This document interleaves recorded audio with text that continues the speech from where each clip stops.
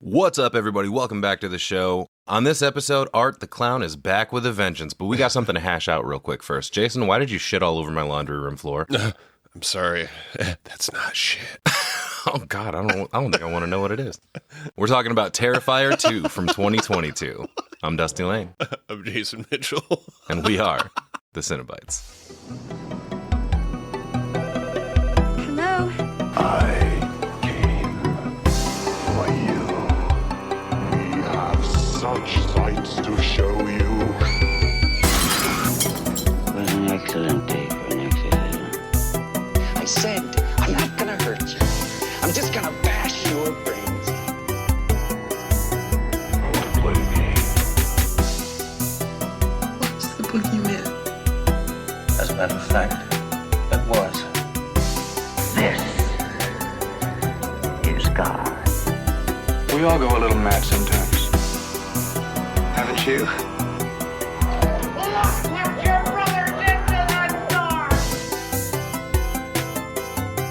But sometimes that is better.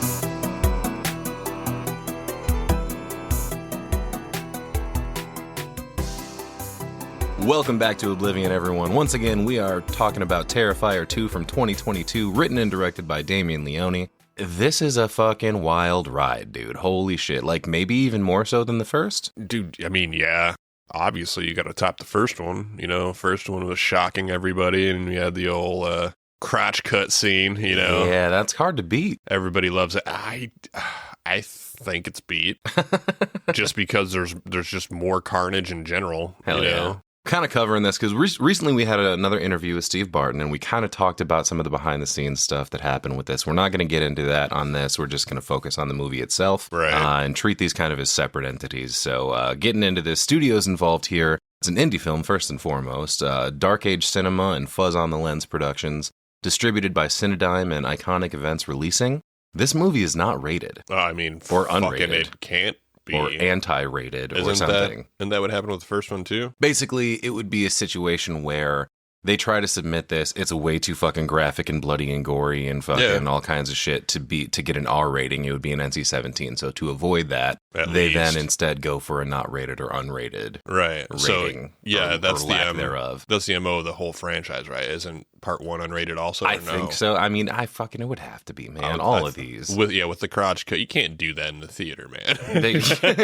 Well, apparently you can. People were fucking fainting and throwing up and shit because it did have a theatrical run. But Right, with the uncut rating, yeah, because otherwise nothing past R makes it to the theater. So right. they always talk about shit like this. If it gets an NC-17 rating, it's pretty much a dead film. You're not gonna hit big. Yeah, so they avoid trying to rate it so that they can get, kind of a loophole situation. I'm like, I disagree. Why don't you just continue to do NC-17? We'll just find Yeah, don't admit anyone below that age. right. Everything's like, going to be fucking, fine. I'm like more for it. Hey, all right, we're done with the R bullshit. Right. We're only doing NC-17 and up.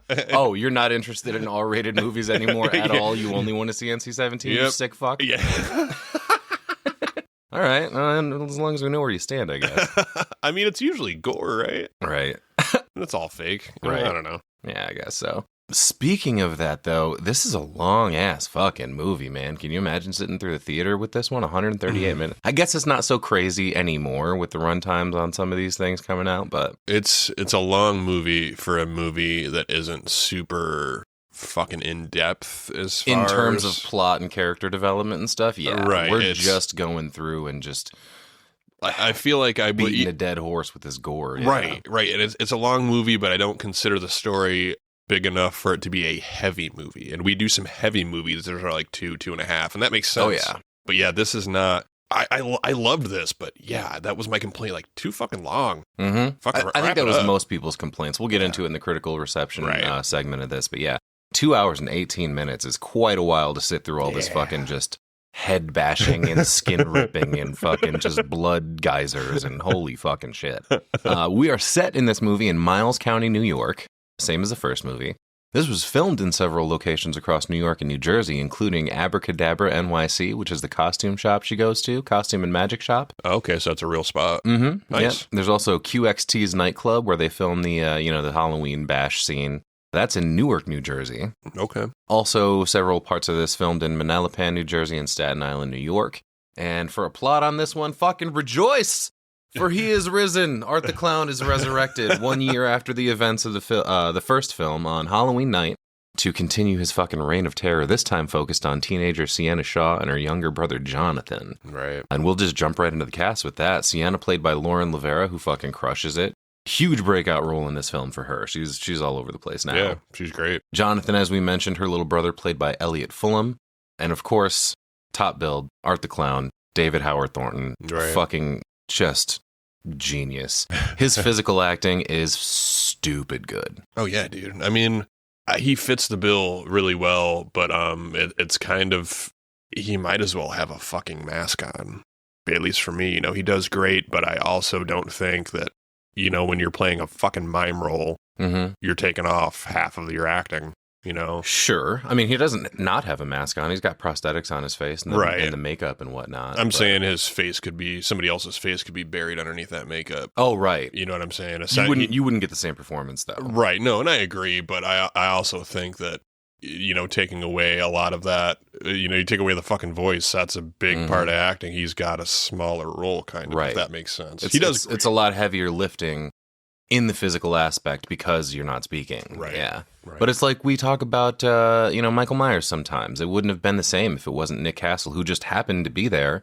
He was John Carpenter's buddy, and he was like, hey, here, put this fucking mask on and walk around. But he fucking nailed it when he did, and it wouldn't have been the same without him, We've got Barbara, the mother of Sienna and Jonathan, played by Sarah Voight. She's fucking good, too, man. She's very good, She's a fucking very convincing mom. Yeah, for sure. Yeah. The every mom, if you will. When she's yelling at Jonathan a couple times, I kind of... Yeah, took you right back to your fucking childhood, didn't it? Yeah. Damn. Yeah, you feel sorry for him. We've got Sienna's best friends, Brooke and Allie, played by Kaylee Hyman, which is a very fucking unfortunate name, and Casey Hartnett. I think they're both pretty good. Yeah. I was annoyed quite a bit with Brooke through a fair amount of this, but there's a scene toward the end where she fucking really sells it. Yeah, she's a good actress. I always feel like that. Like, I'm annoyed by this character. Well, the character's supposed to be... She's supposed to be an ass. Right. She's being an ass. Exactly, so. and she's good at it. So. Right. We've got Jeff, Brooke's boyfriend, played by Charlie McElveen, perhaps. And he is a little bit of an enigmatic presence because, for the most part, when he was hanging out, I liked him. He was saying all the things. He was kind of the antithesis of Brooke, who was being an asshole. And he was like, well, wait a minute. Maybe we should swing by the hospital. Right. Maybe we should just swing by the carnival. It's right over here. Don't worry about it. But I don't know. He kind of goes back and forth a little bit. Yeah. Oh, yeah. We've got the little pale girl, and in parentheses, Emily Crane, played by Amelia McLean. I think she does a great job in this role as well. Also no speaking, except when she's impersonating Jonathan toward the end, but that's not really her speaking, I guess. Right. We've got Ricky, the costume shop clerk, played by Jonath Davis. Victoria Hayes, which is the sole survivor of the first film, who's now in a psychiatric hospital, played by Samantha Scafidi. There's the Clown Cafe host / nurse at the end here, played by Leah Voicey.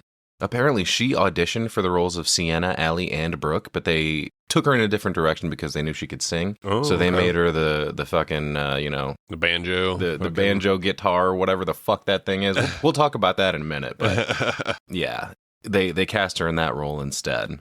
We've got Burke, who we never actually get his name, I don't think, but he's the security guard in the psychiatric hospital in the end credits scene. Played by fucking Chris Jericho coming out of nowhere. Break the walls down. I always thought that was the dumbest fucking name for a wrestling finishing move of the fucking walls of Jericho. Fuck you.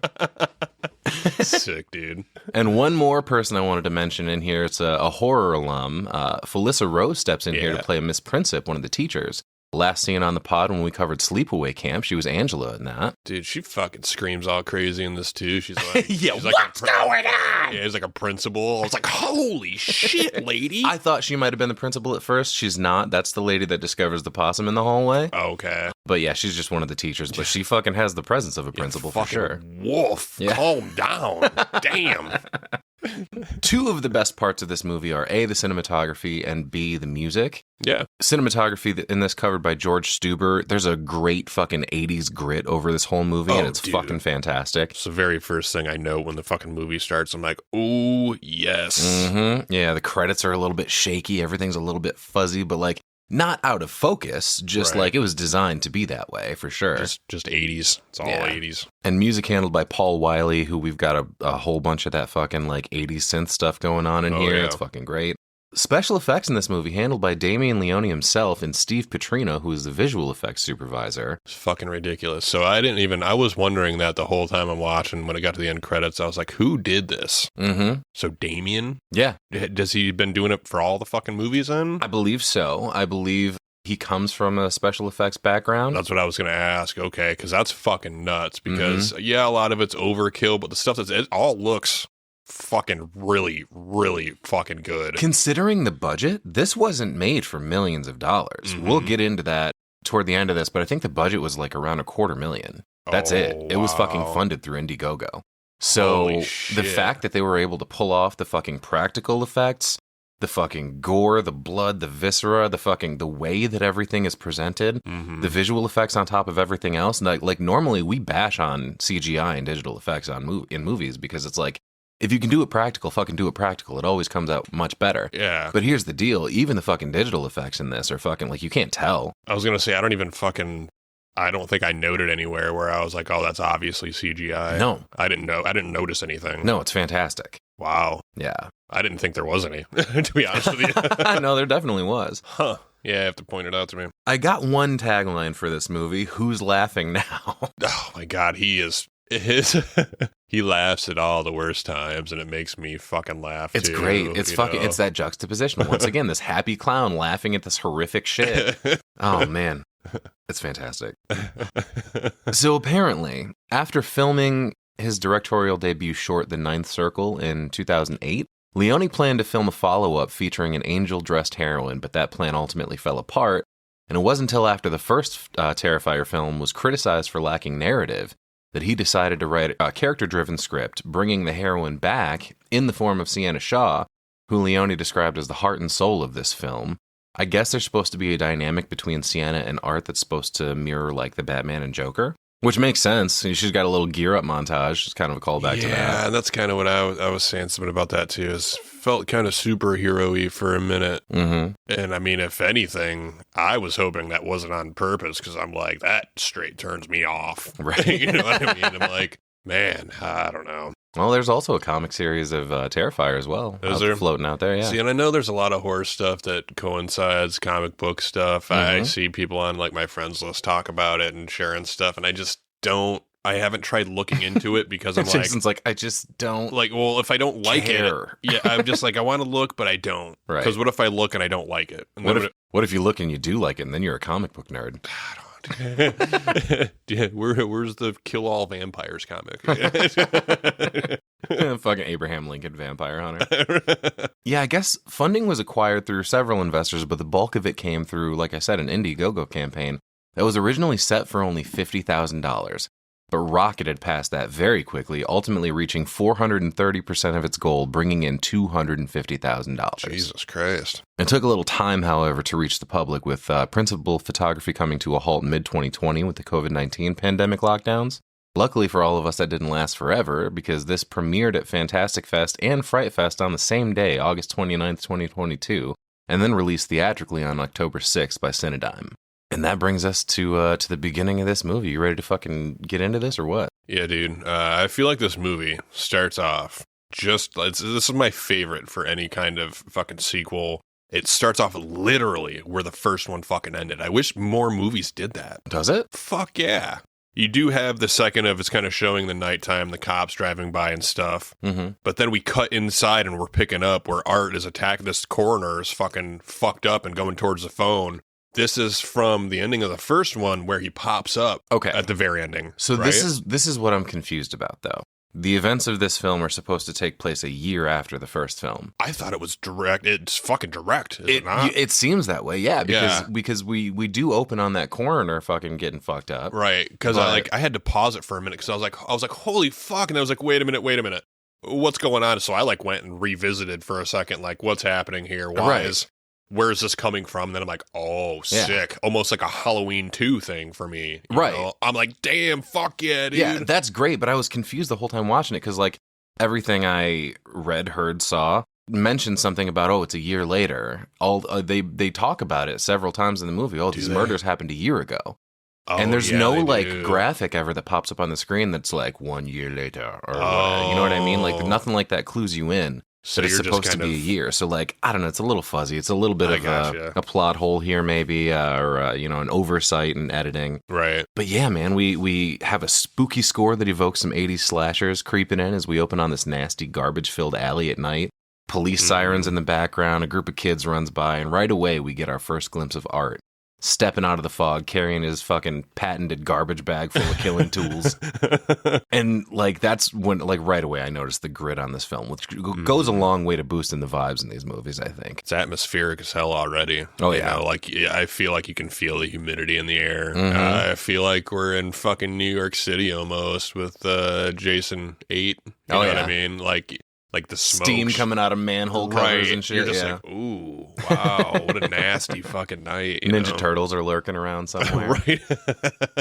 Well, we cut into this sterile medical facility. We're in the morgue now, where this coroner is slowly crawling away from Art, bleeding all over the floor. Art slowly creeps up behind him and kind of walks him down. He's still covered in blood. He's fucking menacing already, dude. We're like a few minutes into the movie, you know? Yeah. If that. Barely anything at all, yeah. He's trying to get to the phone to call 911, but Art doesn't seem too bothered by that. He's too busy looking in a mirror trying to fix his right eye that's totally deflated and, like, oozing out of his face. Yeah, it's his fucking, his self-inflicting gunshot wound from the, or not gunshot. Was it a gunshot? It wasn't a gun. Maybe. Oh, I'm sorry. It was a gunshot. It was. Yeah, he's got a big-ass hole in the back of his head, too. Right, in and that out. He reaches back to feel that, and he grabs, like, blood from it and starts writing on the fucking mirror standing there. But yeah, this dude, he's got time to do that and inspect himself because this dude on the phone's so fucked up he can't even speak. Right. He's just gurgling into the phone with the 911 dispatcher, which she gives him a pretty cool alternative, though. She's like, sir, if you can't speak, press any button on your phone. Once for yes, twice for no. Are you still there? That's a good dispatcher right there. Oh, fuck yeah. We don't get that in real life. Yeah, they're just like, hello? Is anyone there? It's illegal to prank call the cops. Right. Hey, can I fucking help you? I'm going to hang up. Yeah. Meanwhile, yeah, Art's writing his own name in blood on the mirror. We get a quick shot of the bloody phone while the dispatcher tells this guy, okay, I'm going to track your location. And that's when Art turns around and zeroes in on a big metal mallet on the table. Man, he's like, ooh, piece of candy. It looks real tiny, though. You know what I mean? Like, it's on the smaller side, I suppose, but I mean, it's fucking solid ass steel. I was like, this is a surgical hammer? Oh, yeah. You know what I mean? Mm-hmm. Sick, dude. That's probably why it's a little bit on the smaller side. It's fucking for precision, you know? Right, for like cracking a rib or something, maybe? Yeah, maybe, sure, yeah. But he grabs it and slowly walks over to this guy, takes the phone away from him and hangs it up, and he just fucking goes to town on him, dude. We cut in between scenes of him slowly walking down the alley, intercut with more mayhem of him just destroying this guy's fucking face and head. Right. Knocks some teeth out onto the floor and just jams a thumb into one of his eyes, blood pouring out. It's fucking brutal already. Just in case you hadn't seen the first one and don't know what kind of movie you're getting into, strap the fuck in, because this is it. Oh, dude. Yeah, like I said, we're only a few minutes in, and this guy's like drowning in his own fucking blood. Right. The sounds and shit are just, it's fucking off-putting. Lots of squishing. Yeah. He fucking pulls this guy's fucking eyeball out and puts it where his fucked up one was. Because obviously Art needs to be able to see too. Yeah, well, that's handy though. I didn't know Arts came with fucking interchangeable parts. And then obviously, stop. More hammer time. You know? His head ends up just being fucking mush by the end of this. It's fucking hamburger meat, dude. Yeah. All I could really say was maximum violence. Yeah. You know? That synthy score, fucking 80s deliciousness ramps back up, and Art continues down this alleyway. But back in the morgue, the coroner's fucking writhing around in agony as Art does a dramatic, like, he turns his head all fast for the big reveal. And it's fantastic because the eye isn't quite working and it looks as silly as it does scary, honestly. Like, it's fucking, his eyes are pointing in different directions. He's got a big old smile on and he's like, ta-da, what do you think? Right. He grabs the mallet again and just beats this dude's face to a bloody pulp, rips the top of his fucking head open, pulls out his brain. And then he gets a little gear up montage here. While he's in the morgue, he stocks up on supplies, including fluoroantimonic acid. I don't even want to know what he plans on doing with this shit. I got an idea. I don't know if you ever watched The Beyond. Oh, no, I don't think so. There's some real nasty fucking acid stuff there, too. Oh, boy. Okay. That's cool. Melty is what I'm getting at. Yeah. Art kneels down to loot this dude's body, and he fucking pulls his wallet out and dumps a bunch of change onto the floor, which... I gotta ask, who puts change in their wallet? Just stuff it in your pocket, dude. What are you doing? Yeah, no thank you. I keep my wallet in my back pocket. I don't want to sit on that lumpy bullshit. Change is for front pockets only. You don't keep some hard candy in there? I don't. I'm not fucking 80. Anyway, Art decides he's got to switch gears a bit, take a break from the killing to head to the laundromat. He's got to clean up his clown suit. There's a random ass dude just sleeping in a chair he walks by as he comes in, and he just proceeds to strip down right there and uses the dead coroner's quarters to wash his load. Yeah, dude, you can see Art's ass. But hey, Art is people too. He's got laundry. He's got needs, yeah. Yeah. He's just like the rest of us, man. Yeah, I like that he tosses his hat in there too. Like, we cut to a bloody, bald Art just reading the newspaper, waiting for his laundry to be done. Laughing his ass off at this gruesome headline, head-on crash kills family of 4. Yeah, that's hilarious. and while he's sitting there, all of a sudden the washing machine powers down and he gets this great look of like, what the fuck on his face. But he slowly turns around to look behind him, and what's this? There's a little pale girl with clown makeup on and an outfit that bears a striking resemblance to his own, just that monochrome black and white clown suit with a frilly collar. Right. And I'm like, who in the fuck is this? And then I'm like, oh, we'll find out. Her name is Little Pale Girl? How original. I mean, it's not unoriginal, I guess. I don't know. I don't know of any other movie characters named Little Pale Girl. I guess maybe too generic. She does have a name. We mentioned it in the cast. She's Emily Crane. But we'll get into the backstory on that a little bit later. But yeah, her hair's all ratty. It's like up on one side and down on the other. Her teeth are all fucked up. Her eyes kind of have the same gleam in them that Art's do. And she's just sitting here quietly smiling at him. And right away I'm thinking, oh, fuck me. Now there's 2 of them. One is quite enough, I assure you. And he looks at her like, can I fucking help you? And she just waves at him. And Art's a polite guy, so he waves back. And that's when she just shits all over the floor under the seat she's in. What the fuck?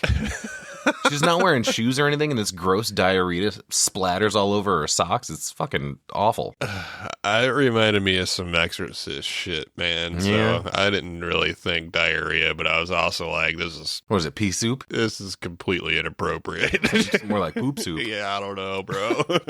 Art's into it, though. He smiles, and he kind of walks over, and she walks over to him and starts, like, prodding at his face with her fingers, fucking, like, messing with his broken nose and wiggling his fucked up eye around while he laughs and encourages her. Dude, she fucking boops his nose. Yeah. Boop. Like, oh, wow, okay, they're friends. He, like, makes a motion to suggest, to tell her the story, like, oh, yeah, my eye exploded out of my face. And they both laugh, just having the best time. Oh, yeah, he's kind of like, I thought he was motioning like a gunshot, like a... Yeah. He was like laughing, Oh, shot myself. Well, that's when she starts a little patty cake game with him, and that's when the guy by the door wakes up to see naked Art sitting in the chair with the newspaper over his junk, still doing the clappy game, but he's doing it alone. This guy sees no little pale girl. It's just Art. Right. And this dude's like, what the fuck is happening here? But I gotta say, he is not nearly concerned enough. If you see a naked, bloody clown in your laundromat, get the fuck out. I guess I'm kind of confused about this whole thing. Okay, so we're seeing this, and it's like, all right, so Little Pale Girl isn't real. But neither is fucking Art, really, right? I mean, he seems like he's real, but then he's not. He's coming back to life, so he's kind of supernatural, but the supernatural guy has a make-believe friend that we can't see. I don't fucking know, dude. It's crazy. I mean, I guess he's like a real, like, demonic entity that, like, everyone can see him, so he must be, like, tangible, you know what I mean? But, like, as far as the Little Pale Girl is concerned, she appears to who she wants to, and not other people, because, like, Sienna can see her in the club later, and Brooke can't. You know what I mean? Yeah. So, I don't know. I'm tired already. Just kidding. We cut to Art suiting back up. His clown suit is now pristine once again, which don't make no sense. You ain't getting that blood out that easy. Got to be some clown magic afoot here. Dude, I bet you he used cold washing with Tide. Oh, yeah, probably. He's all cleaned up. This podcast is not sponsored by Tide. Yeah. Not yet. He gets all cleaned up. His makeup is perfect once again, and he mops up the laundromat again a little bit. What a nice guy. He grabs his garbage bag and slings it over his shoulder to walk out as he does, passes the guy by the door, who is now very dead with the mop handle shoved into the top of his head, running all the way into his chest. He's a fucking bloody mess. Yeah, that's what I noticed when he was mopping at first. I'm like, why is the mop broke? It's like a little tiny mop. Don't you worry know what about I it, mean? man. Right. Yeah. Okay. That's where we get our very 80s title card, and we cut into Sienna's room with a shitload of candles burning. There's a bunch of crafting supplies all over the place. She's got a very fantasy-focused aesthetic going on in here. Dragons and skulls and lots of wild color everywhere. Right. But she's hard at work crafting her badass Valkyrie costume here while the opening credits roll. And she's crushing shit, dude. She's going to have a hell of a career as like a makeup or wardrobe or special effects professional in the movie biz. This thing's fucking amazing. I thought she was going to be fucking Xena Warrior Princess for a minute. Yeah. Until I saw the fucking wings, and I'm like, Xena okay. vibes for sure, yeah.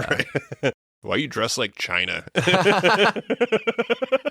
We see her completing bits and pieces of it and testing them all out. And very importantly, the camera pans past her sword sitting in a stand on her dresser. It's like her Excalibur that'll be extremely important as the events of this film unfold. Mm-hmm. And I love the shakiness of the credits here, by the way. Nice choice to do that. Right. She walks over to spray some gold accents on these huge wings she's made to complete the ensemble. And we get another shot of that fantastic sword sitting right next to him on her dresser, and she blows out all of her candles as we cut down into the kitchen where her mom is doing a terrible job of multitasking. Yeah, she's like some kind of hotline or customer service Like an rep insurance or agent or some shit, I guess. She's on the phone with a customer, Right. telling this woman, I can't give you any information because your husband's the only one on the policy.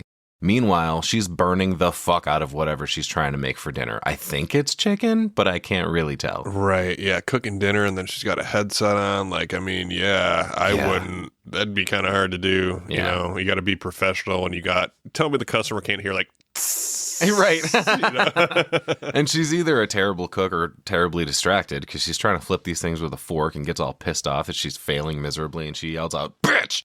and then has to backpedal immediately. She's like, no, ma'am, not you. And Sienna interrupts the call to ask her mom, hey, do we have a tape measure? And she goes to check another drawer. We see a little ceramic pumpkin sitting nearby, so we know it's Halloween. And she squeezes past her mom and grabs a piece of chicken to nibble on, but mom smacks her in the back of the head like, wait 5 fucking minutes and go get your brother. She's got a cool like marble finish on her laptop, by the way. I thought was pretty cool. Nice. But we cut to the dinner table where mom asks Sienna's little brother Jonathan if he's figured out what he's dressing up as tomorrow for Halloween. And he says, oh yeah, the Miles County Clown. Dun, dun, dun. Yeah. Yep, when you know it. Turns out that's art. Dude, yeah. And immediately Sienna's like, dude, don't do that. That's beyond disrespectful.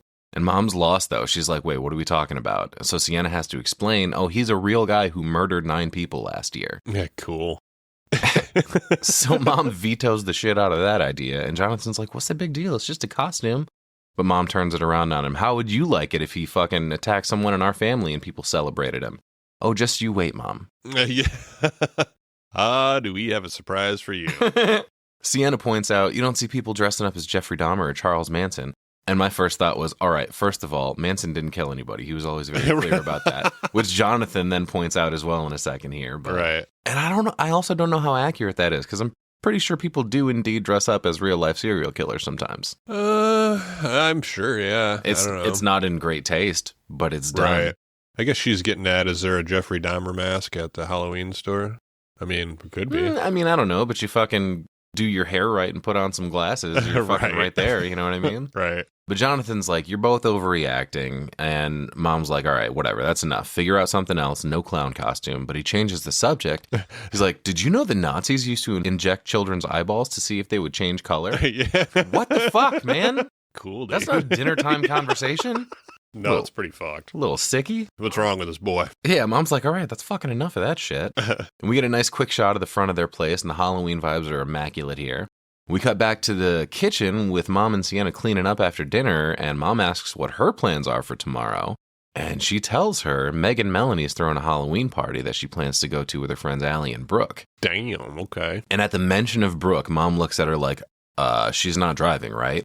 Sounds like there's a fucking story there. Right. Oh, definitely. But Sienna's like, no, I'm going to take an Uber. But mom's suspicious of that, too. She's like, why? So you can get shit-faced? What do you think I am, stupid? It's no fucking winning, is there? She's like, do you have to do this every time I go out? You know I don't drink. And she's like, yeah, that's what you fucking tell me. But that's when Sienna opens a cupboard to put something away, and a cereal box falls out and explodes all over the floor.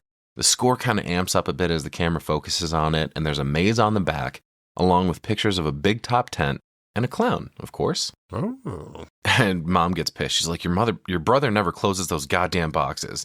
And she leans down to clean up the Wacky Jacks. That's the name of the cereal. But that's when Sienna takes the opportunity to ask, Mom, do you ever wonder about Jonathan? And she's like, what do you mean, wonder how? Isn't he a little funny, huh? Yeah. And she's like, well, he's a little out there. And we cut to his room right here where he's deep into this fucking, like, he's already got his Miles County clown costume hanging on the back of his door. He's fucking deep in a rabbit hole here looking at articles about Tara and Dawn from last year's events. Right. And back in the kitchen, Mom's like, well, he's a bit of an oddball, but who cares? Just makes him interesting, you know? And Sienna's concerned that he looks up stuff about serial killers and talking about the Holocaust at the dinner table and shit, but Mom's like, I don't know, it's just a phase. He'll be fine. Okay, but just keep an eye on him, all right? Yeah, he'd be okay. No big deal. Sienna's like, yeah, you said that a year ago. Back to Jonathan digging into more on this case.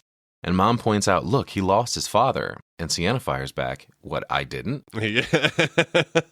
She's like, you don't see me crying out for attention. And Mom's like, you know, maybe it'd be nice if you did sometimes. Fucking bottling shit up isn't healthy either. Wow. Sienna's like, all right, just don't say I didn't warn you when you find a dead animal in his room. Yeah, fucking burn, dude. Mom tells her to watch her fucking mouth. But like, what? What did she say? She's just trying to be pragmatic here. Fucking little Mikey Myers in there. Yeah, he's in there fucking looking up articles with fucking like Tara's dead body with the big circus sign on it and lights strung all around her. Kid's a little much. He seems cool. The article has a picture of Art's, quote, dead body as well, along with his blood signature on the wall and a police sketch. That's fun. And back in the kitchen, Mom turns it back around on her. She's like, all right, bitch, what about you? When Daddy took you fishing for the Meadows or Macos or whatever, and Sienna corrects her, minnows. And I'm like, wait, you went fishing for minnows? You didn't like use them as bait or something? That's weird. Yeah, what the fuck are you guys talking about? Well, Mom points out that Sienna was cutting their heads off. And she was like, well, I was a lot younger than Jonathan when that happened. But I mean, oh well, still old enough to know the difference. I guess so, yeah. But she insists once again Jonathan is fine. And we cut back into Sienna's room where she gets back to work on her costume. And there's a knock on her door. And Jonathan comes in asking if she's got any super glue because the string on his hat came off. And immediately she's like, what the fuck? I thought you weren't going to wear that. And he's like, look, I won't paint my face, okay? It'll be fine. And she's like, all right, well, I guess it's too late to get another costume. So she grabs the hat to fix it for him. And she asks if he's grown another foot since dinner. And he mentions he's the tallest kid in his class. She's like, whatever, dude, I can still kick your ass. And he's like, yeah, not for long. Enjoy it while you can. And he compliments her costume. And she points out she's just got one piece left to finish. And that's where we get the info that it looks just like Daddy's character. Right. He tells her, you draw almost as good as him now. And that's when I noticed, not only does this poor kid have glasses, he's also got a weird strap behind his head connecting the arms so they don't fall off. That's not going to help your case, dude. That's extra nerdy. I didn't notice that at all. Does he have a weird shaped head? I don't think so. It looked pretty normal shaped. I thought so too. Maybe he just runs a lot. Is he like the kid that fucking runs with his head down and his arms back? That's probably what's going on. We just didn't get any of that footage. Stop tilting your head forward. Your glasses keep falling off and you keep stepping on them. He's kind of shaped like a kid that runs like that in high school. Yeah. You know, probably yells. Shaped. His head's down and his arms are flying back like he's running super fast. Oh my God, dude. Well, he walks over and grabs her sword asking if it's part of the costume. She's like, nah, I can't walk around in public with that. I get arrested in 2 seconds. He's like, all right, but nobody would mess with you. Yeah, we'll fucking see about that. Yeah, pretty cool. Yeah, she tells him, be careful, it's sharp, and she finishes up his hat and gives it back to him.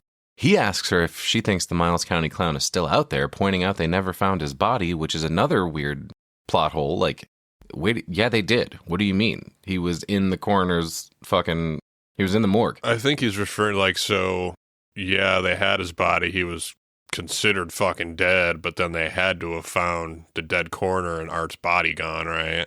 I think it's just a weird way that he said it. Wouldn't that just be new information? No, I guess that would have taken place on the same. I don't know what the fuck is going on here. Yeah, it's a little weird, but I would imagine that's what he was getting at. It's like, oh, they didn't, hey, all of a sudden, fucking massacre at the fucking coroner's office. Right. You know what I'm saying? This all could have been fixed with a little 1 year later fucking infographic on the screen. I agree. I definitely agree. I didn't really think about it not being there until you said something. Yeah. You know? But Jonathan's like, well, what if he decides to come back here? And she's like, well, is that why you want to wear his costume? You think if he sees you dressed up like him, he's going to be all cordial with you? Yeah, fucking right. Which, I mean, kind of fucking a good strategy, maybe. Like, he liked that little pale girl in the laundromat dressed like him. Does that happen in Halloween? Like somebody else dressed like Michael, and Michael's by him? Busta Rhymes. It's like totally fine. No, I thought it was like totally fine. Is it in one of the new ones? That I don't remember. I know it's in fucking Resurrection because fucking Busta Rhymes comes in like kicking his ass, like trying to use kung fu on him and shit. Oh, dude, yeah. Trick or treat, motherfucker. I was like, he looks like he's in Wu-Tang.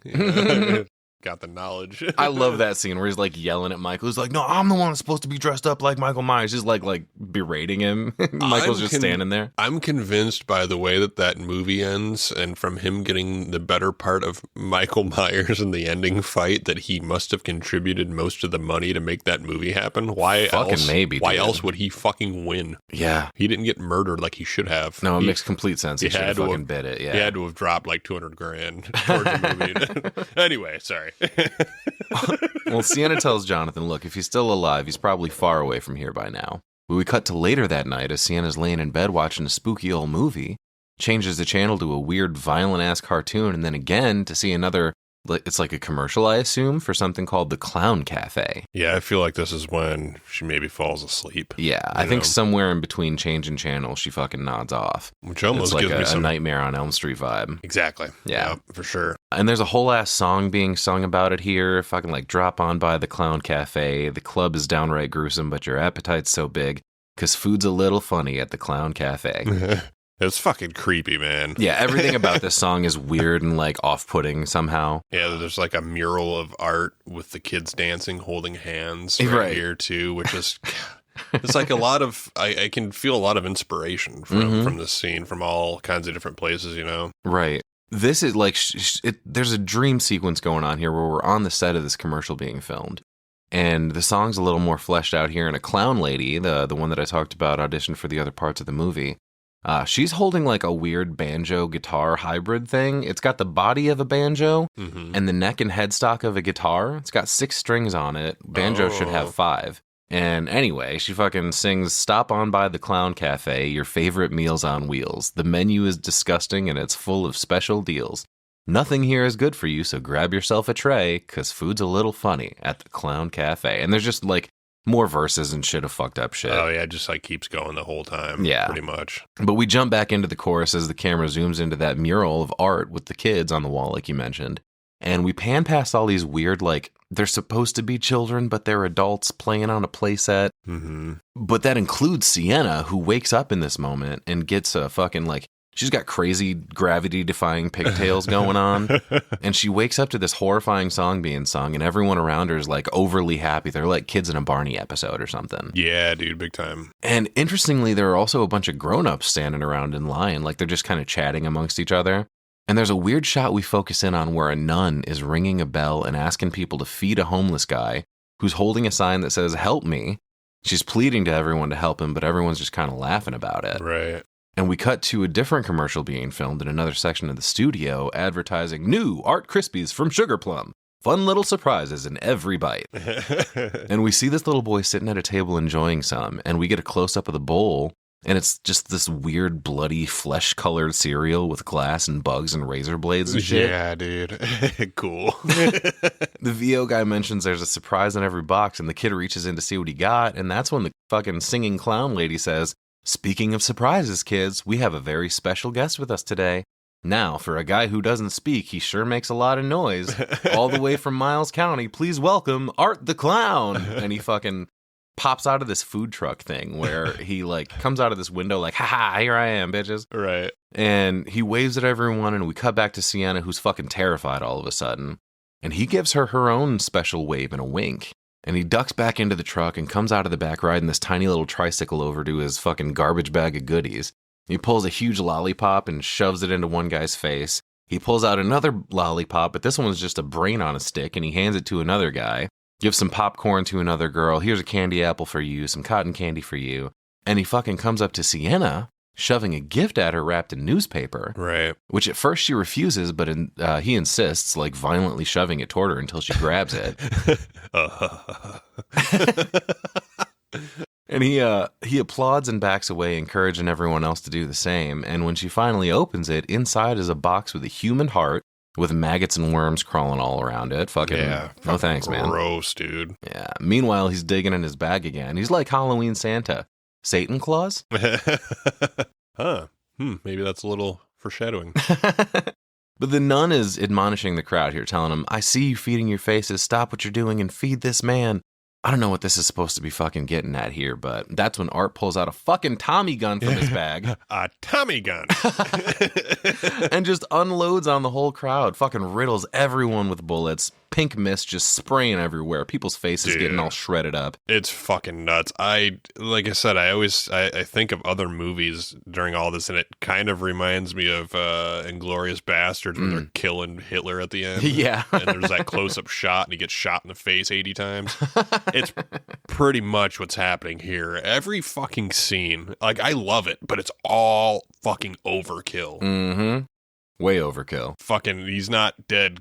Make him deader, you know?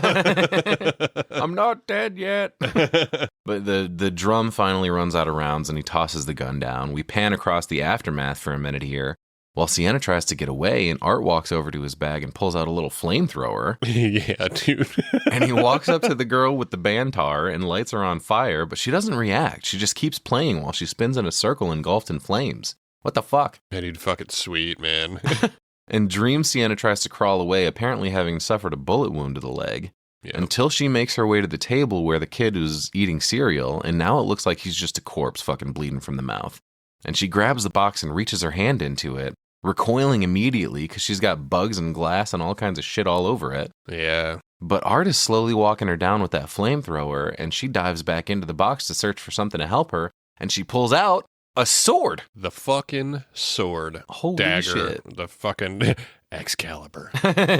She holds it up in front of her as Art sprays a stream of fire at her, and the sword does indeed block the flame, but that's when she wakes up to see the wings she spent so much time making going up in a roaring fucking fire. Yeah, so it was almost like the sword blocked Art's dream flame. Yeah. But it went from the dream to the sword in the dream, but off the sword and into real life, and like oh, the sword deflected it, and it hit the fucking flame or the wings on the wall. I want to see the scene of it just like shooting from her bed to the wings.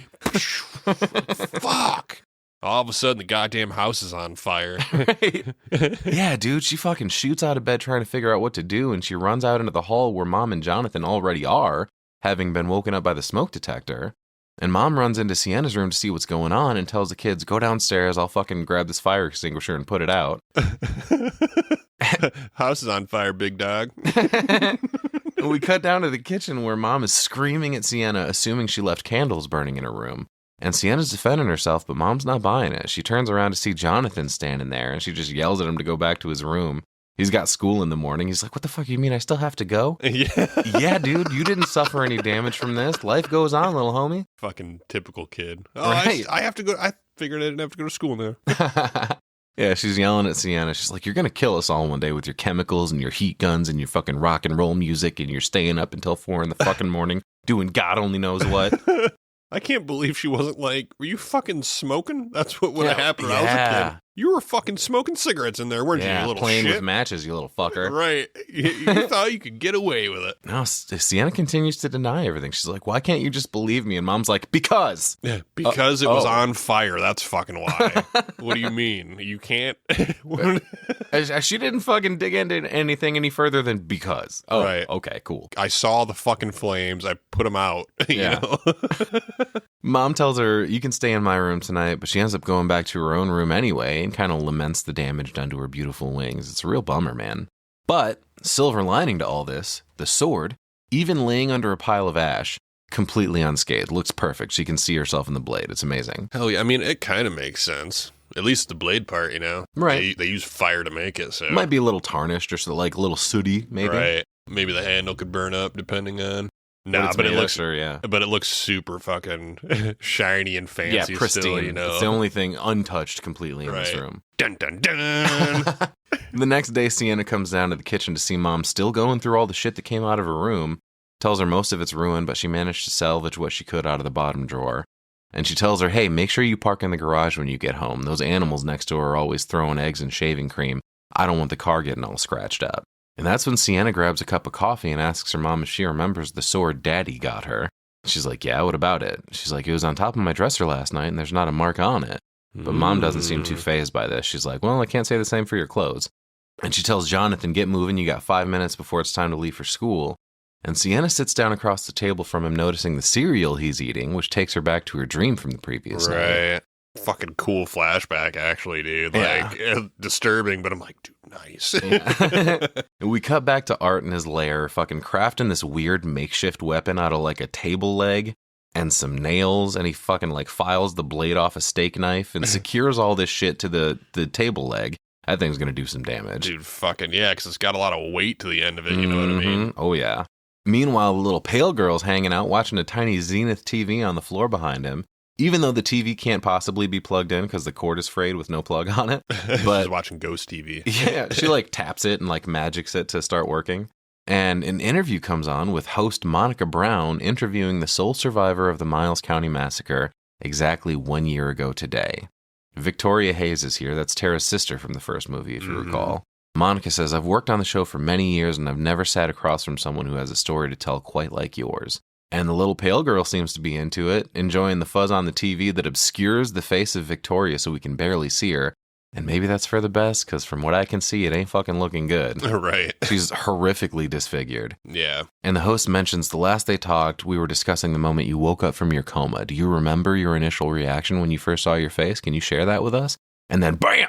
Jump scare, we finally get a full-on view of this monstrosity. Yeah. All of her skin's fucking mottled and lumpy like it was burned off. Her upper lip is completely missing. One eye socket is sunken down lower than the other and completely covered in melted skin. The other eye is there, but it looks like it has no lids. Fucking holy shit, man. This is rough. Kind of Jason-y a little bit. Dude, promise me something. If some shit ever happens to me like this, don't allow me to carry on. I just want to be dead. They give you a cool mask, dude. That's much better than whatever existence this is. Unless I can just be like a professional monster in a haunted house year-round or something. That might work, but otherwise, no. Fucking off me. You'd be surprised what they can do with modern medicine. Well, then fucking somebody needs to do it, because Victoria does indeed mention she just wished she was dead. And Monica's like, do you still feel that way? And she's like, well, yeah, kind of. People are frightened of me. I have no friends or family. It's difficult for me to deal with all this, so isolation is ideal. Yeah, I don't think that's really your choice. Nobody's going to want to be around you. Yep. I mean, there's all kinds of stuff you could do. You could get a mask like fucking Phantom of the Opera. Yeah, I fucking guess. You know? Might want to go with like more of a Jabberwocky's one so it covers the whole face instead of just half of it. You do all kinds of cool stuff, man. Get like a bejeweled eye, you know? Oh yeah, you could totally rock an eye patch after that, dude. Hell yeah. She's definitely just a negative Nancy. Have you ever seen what they could do with a pig heart, man? Yeah. Fucking crazy. That's fair. That's fair. Monica asks about her attacker, and she mentions his body disappeared the morning after the attack, but Victoria's like, no, he's dead. I saw it happen. Art's not pleased about that, seeing it on the TV, and he punches the fucking TV and breaks it. Yeah, I ain't dead, you son of a bitch. We cut to Jonathan at school as he notices some kids hanging out behind a dumpster, so he goes back to see what the fuck's going on. Gross. And his two friends, I think their names are Eric and Sean, they're back here looking at a dead possum. They're like, oh, hey, it's the new mascot. Dude, these little fucking gross kids, man. It's so fucked up. Yeah, I guess it's no secret, speaking of being fucked up, that Jonathan's a little fucked up, because one of the kids points out, oh, it's right up your alley, right, J-Man? Yeah. I could probably use that line for you a fair amount of the time, right, J-Man? Yeah, check it out, dude. Roadkill. You like that, don't you? Right. They're like, oh, I wonder how it died, and the other kid says, probably had the school meatloaf. Yeah. That's when Jonathan, surprisingly, is like, hey, I think you should leave that thing alone. And the one kid's like, why? He doesn't mind. And the other one's like, dude, you should have been here. There were a couple birds eating its asshole when we got here. Yeah, gross, wow. man. All right. One of the kids calls a girl named Stephanie over and tells her, hey, check it out. A cat gave birth behind the dumpster. Come look at all the kittens. Oh. And she fucking comes over and is obviously horrified at what she finds and turns to run away. That's when she runs past one of the teachers here, Miss Princip, played by Felissa Rose once again. Mm-hmm. She storms over screaming, what's going on? And she tells the kid to go fucking find the building operator, Mr. Curtis, and clean this up. And tells Jonathan and the other kid to get their asses to their classes. And in class, Jonathan's kind of daydreaming a bit and looks over at poor Stephanie, and she turns to meet his gaze and kind of shakes her head at him. And meanwhile, the teacher, Mr. Whalen, yells at him to keep his eyes on his own paper, but that's when Jonathan asks to be excused. And we cut to the hallway where a few girls are tweaking about forgetting their gym clothes and walking past a bunch of Halloween decorations in the hall. That's when Jonathan walks up from the other direction, and he goes to take a drink out of the fountain while he's carrying this huge piece of wood hanging from a chain. It's like the hall pass, I guess, but it's like when you go to a gas station and ask to use the bathroom, and they give you a key attached to a fucking hubcap so nobody steals it. Right. Like, oh, cool, thanks. Here you go. Here's the key for the bathroom for some reason. I guess no one's going to not notice that he for sure does have a hall pass. Right. But as he drinks, the little pale girl goes skipping by in the distance, so he follows her, eventually finding her sitting in the hall with Art, holding the dead possum, pulling its fucking guts out. It's like they're pulling the guts out of a pumpkin. Yeah, dude, fucking gross. And Jonathan freaks out, drops the hall pass, which calls their attention to him. So Art just heaves this fucking possum at him across the hall. And Jonathan catches it, but he drops it immediately and runs away right into the principal, who tells him stop running in the hall, of course. And he runs away from her as well. So she goes over to see what the hubbub is about and finds the bloody possum all over the hallway. Did you notice the hubbub after he ran by and she like pulled back her jacket? Didn't have a fucking bra on. Oh, goddamn. Fucking paused. I was like, God damn, fucking. I did not notice that. No. Dude, remind me to show you after this. That's when we cut to Sienna getting her lunch when her friend Allie comes up wearing witch fingers and a nose and tells her, Happy Halloween, my pretty. And she's like, it's a little early for chocolate, isn't it? And she's fucking like got some kind of lollipop or something. So Allie's like, you're talking to someone who eats Count Chocula on a regular basis. And Sienna's like, hey, can we talk about literally anything besides cereal, maybe? Yeah, no cereal talk. And they walk outside and her friend tries to deduce why she's in a bad mood. And she's like, let me guess, you were up until 4 a.m. working on that costume again. Yeah. And she's like, bitch, no, there was a fire in my room. I was up until 6. Yeah, brutal. That's when Brooke walks up and sits down, asking him if they heard about Monica Brown. Apparently she got her fucking face torn off.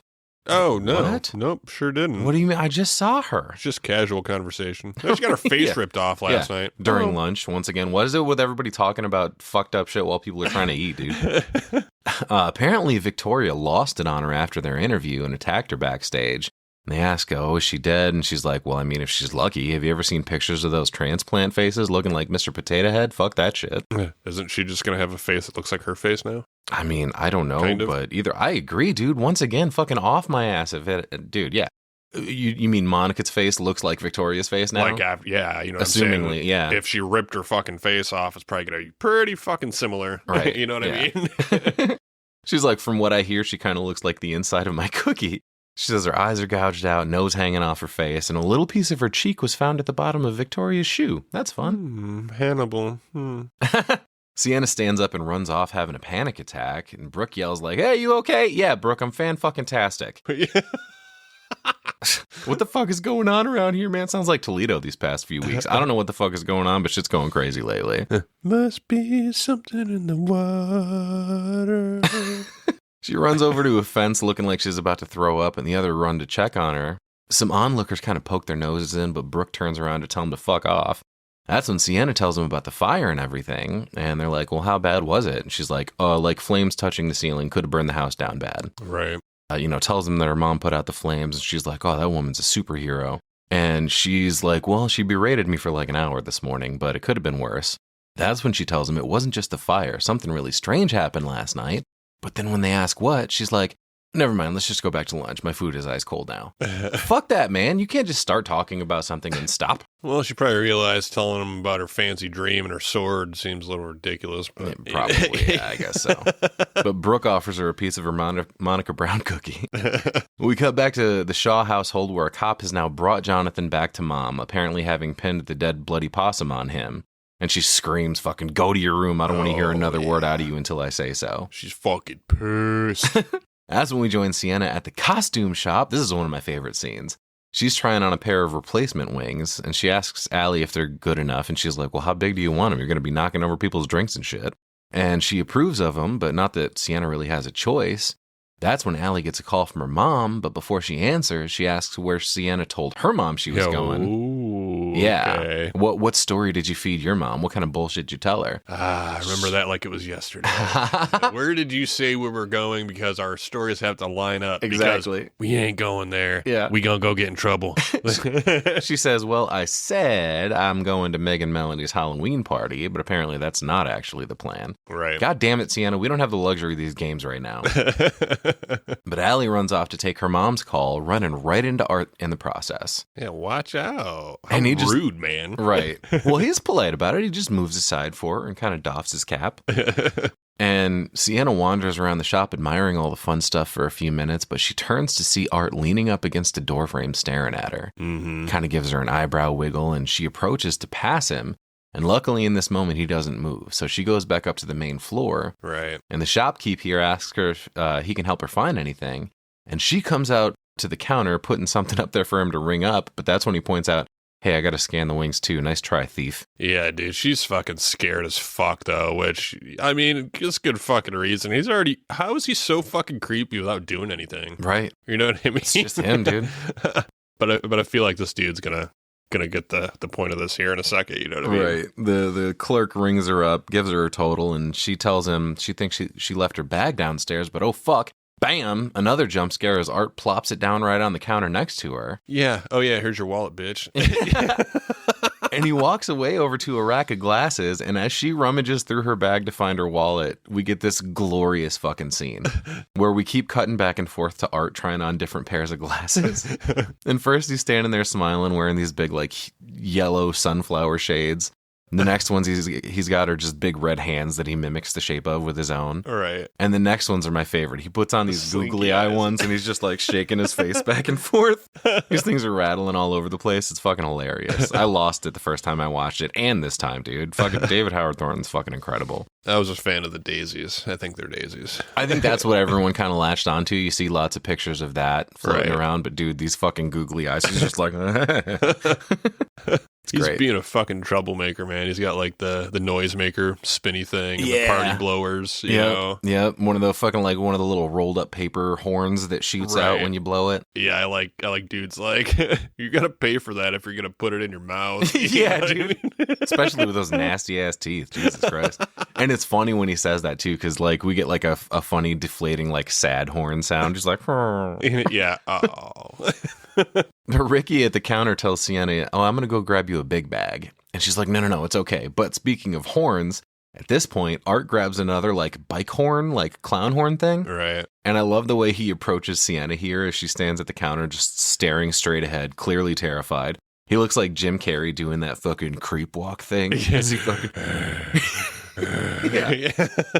And he walks up to her with his horn and slowly lifts it next to her head, and she whispers, "Please don't." Yeah. So she's watching, but she's not watching. Yeah, She's like- exactly. she's like, And he starts honking the shit out of it until Ricky comes back in and is like, "Hey, quit causing trouble, man." And Art just watches as Sienna walks out past a big, like, Zoltar fortune teller booth. And there's a display with a couple evil clowns tearing the arms off a child, and that's good shit. And as soon as she walks away, Art puts the horn on the counter and pursues her. And I found it interesting that Ricky didn't seem to be too concerned, not enough to really do anything, regardless of how freaked out Sienna was, and the fact that Art clearly was kind of after her, you know? right. But it turns out it was a bad move because Art walks up to the door and he turns the sign to tell the public the store is closed, locks the door, grabs his bag of death tools, and creeps back into where the counter is to get to work on Ricky. And this poor dude, man, he tells Art they're closing up. He asks if there's anything he can help him find, and Art just pushes the horn back across the counter to him and smiles. Right. $8.99 for this cheap little horn, by the way. Seems a little steep. Fucking, it adds up. I mean, everything's expensive, man. You know? Especially like a novelty item in the season, you know? Yeah, yeah. Art leans down into his bag to dig for money, I guess, but instead he's pulling out all kinds of shit. There's chains and mallets and cleavers and shit. And this dude tells him, "Hey, man, I'm going to call the police." But that's when Art pops up with a bunch of bloody money he slowly counts out until Ricky gets fed up and slams a hand on the counter, to which Art makes a hilarious face at. His eyes get all wide and his mouth forms a big old, "Oh." And Ricky tells him, "Get the hell out of here before I fuck you up." Wrong answer, dude. Art grabs a beer bottle that he pulled out of his bag and shatters it against this dude's head. Right. Grabs him and pulls him over the counter, but we cut away to another store where Sienna is telling Allie she saw the Miles County Clown. It was definitely him, right down to the little black dot on the end of his nose. Right, yeah. And back to the Halloween store, Art picks Ricky up and fucking shoves what's left of the broken beer bottle into his eye. Holy shit. Yeah, right in the face. Back to Allie briefly telling Sienna, well, I'm sure it was just someone else dressed up like him. Even your brother was talking about going as him. I'm sure it was just a coincidence. Right. And so Sienna's like, all right, then how do you explain the fire? I dreamt it and it happened. All right, but those things aren't fucking connected. Right. Or are they? I mean, think they are. Except the fact that Art is there, sure. But Right. Back to the chaos. Art picks up the meat cleaver and brings it down into the side of Ricky's fucking skull and continues to slowly push down on it, Right. shoving it further into his brain. And we rejoin the conversation at the store. Allie asks Sienna if she's recently changed medications, and Sienna just screams out, I'm not crazy! Fucking rude. Yeah, everybody in the store looks at her like, what the fuck? She must be crazy. Allie just assures her, listen, there must be a logical explanation for everything. Maybe the fire caused the nightmare, not the other way around. And that's when we cut back to Art removing the head from Ricky's fucking shoulders and picking it up. Back to Allie and Sienna. She's like, well, you must have felt the flames while you were sleeping and it caused the weird dream. Shit like that happens all the time. Sienna's like, all right, well, even if that's the case, it doesn't explain how the fire started. But that's when we cut back to the entrance of the costume shop for the big reveal here, where a mom and her son try to come in, but the door's locked. The sign says they're closed. Right. And the kid looks in to see Art holding Ricky's head, posing as if he's just another animatronic, and he kind of sticks a tongue out at the kid. Cool. That's what the kid says. Yeah. They walk away, and Art just tosses Ricky's head aside. We cut to Sienna coming back home to find Mom on another insurance call with a client, and Sienna tries to open a bag of candy, and it fucking explodes all over the corner. She's just like, fuck this. I'm done. She heads upstairs to find Jonathan not at school for some reason. Yeah, what's going on there, little bud? Well, Yeah. I got caught playing with dead animals again. Yeah, he's like, listen, the Miles County Clown is back. I saw him at school today. Just like in the police photos, something really bad is going to happen tonight. And he starts flipping through this sketchbook, which apparently belonged to their dad. And she gets pissed because apparently they've been looking for this thing for a long time. Right, he's been fucking And he's hiding it. fucking had it the whole time? Yeah, what the fuck? The whole time? Yeah, right. He just ignores her and flips to an article about a little girl named Emily Crane, written by a guy named Wes Torrance, by the way. I'm sure that's a reference to both Wes Craven and Jack Torrance. Nicely done. The headline reads, horribly mutilated body of 10-year-old girl discovered at local carnival. Holy shit. It's about this little girl, Emily, who went missing from the town carnival on Halloween night, only to be discovered shortly thereafter in a makeup trailer by carnival goers and family members. Turns out her parents were actually circus performers, so this happened to her at home, basically. Right.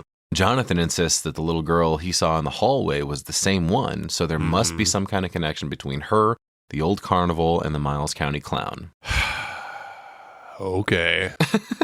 Yeah, it turns out this was his first victim, I guess. But he repeats something really bad's going to happen, and she assumes Jonathan's the one that put the articles in the book, but he denies it. That lends credence to the fact they find a sketch of Art in the book Right. that neither of them drew, so it must have been Dad. Yeah, so he's been fucking seeing him. Yeah, there's also sketches of the murders from the first movie, including the pizza shop guy, the exterminator, and poor Dawn hanging upside down with her boobies out. Right. Was he there watching this? Yeah, how does he have all these images fucking like down to the detail? Like, I remember that frame of the movie where the pizza shop guy was on the floor. I remember the frame of the movie with the exterminator looking like that. Like, it's weird. It's almost like in Scream 2 when they do the stab movie plays, and it's like the exact scene in the hallway with Sydney and Billy talking. Same angle. Yeah, same angle, same dialogue, everything. Like, nobody fucking hashed out that scene. Now, Shut what up. if their dad was Art? Oh, fuck. Oh, fuck. And then he just went up and devil on us. Started killing everybody. Meat cleavers and table legs. And hacksaws. Giner cuts. He turns the page of the sketchbook, and there's a sketch of a character that his dad created, this badass, scantily clad warrior chick holding the head of some dark creature she apparently just decapitated. And this is the image she based the costume off of, and Jonathan makes the assumption that maybe she's connected to all this too. Nah,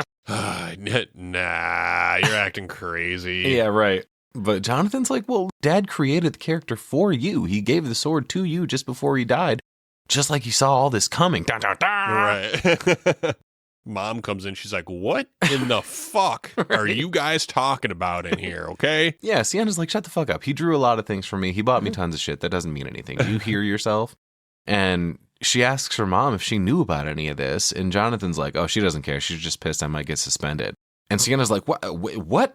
For what? Suspended for what? And that's when Mom tells her, oh, yeah, he brought a dead animal into school this morning. Dun, dun, dun! Yeah, vandalized the fucking halls with it. Yeah, what the fuck? She's like, I almost had a fucking heart attack when they told me. And Jonathan defends himself. He's like, no, it was the clown and the little girl.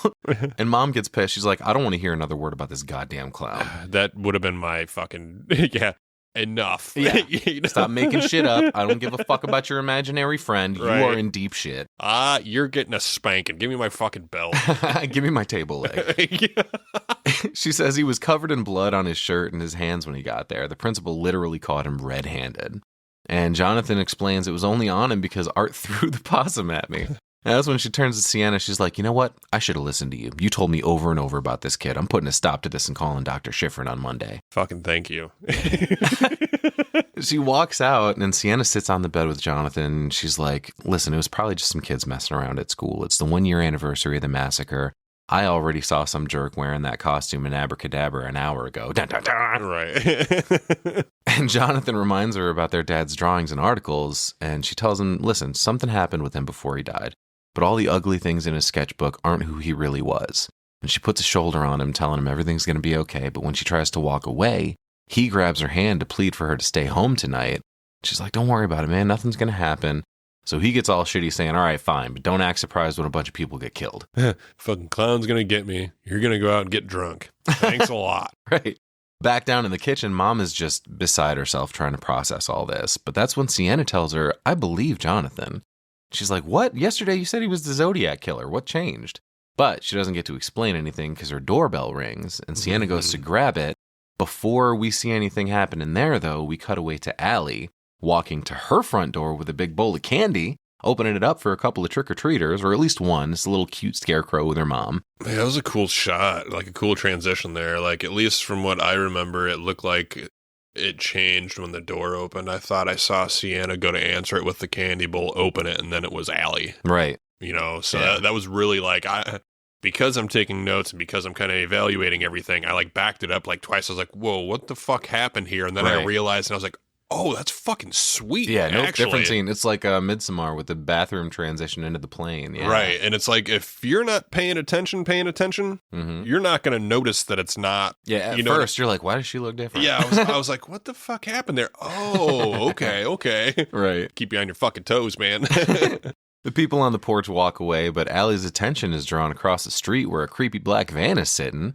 And we get a close-up of it and see that the little pale girl sitting in the passenger seat just staring wide-eyed into nothing. She fucking drive now? Is this fucking Art's new whip? No, she's in Why the is passenger there a seat. fucking black van? Yeah, is the fucking A-team here? What's going on? What the fuck? just randomly like, oh my god, are we gonna get a vanity plate? This is, You know? this is the C-team. Oh, yeah, fucking like Jeepers Jeepers Creepers, Creepers. yeah. Yeah, it's immediately. Be-eating Why you. is there a black van? Why is she in it? Oh, man, black van, abracadabra is the fucking grabber around here This somewhere? is the black phone. Yeah, what the fuck is happening? Keep the van, please. Keep the van. Well, the van comes back into play later. We'll talk about that. But Allie closes the door and walks away, but the bell rings again right away. And of course, it's Art standing there. And she asks him, hey, man, aren't you a little old for trick-or-treating? But no, fuck that. You're never too old. That's when she remembers him from the costume shop, and she's like, what the fuck are you doing here? Yeah, wait a minute. And he pulls up his garbage bag and holds it up to her to put candy in, but she refuses. She's like, look, the silent mime thing is really effective, and the blood is a nice touch, but I can't give you anything. No candy for grown-ups. You're really weird, you know that? And I like his little smile and head nod, like, yeah, I am. When she calls him a mime, though, he gets a crazy look in his eye, like he's going to peel her fucking face off. And then it happens again when she closes the door on him. And she goes to walk away, but of course the bell rings again.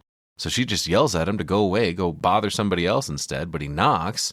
She tells him to go away again, so he bangs super fucking loud on the door. Right. She opens it back up, telling him, leave me alone, I'll fucking call the cops on you.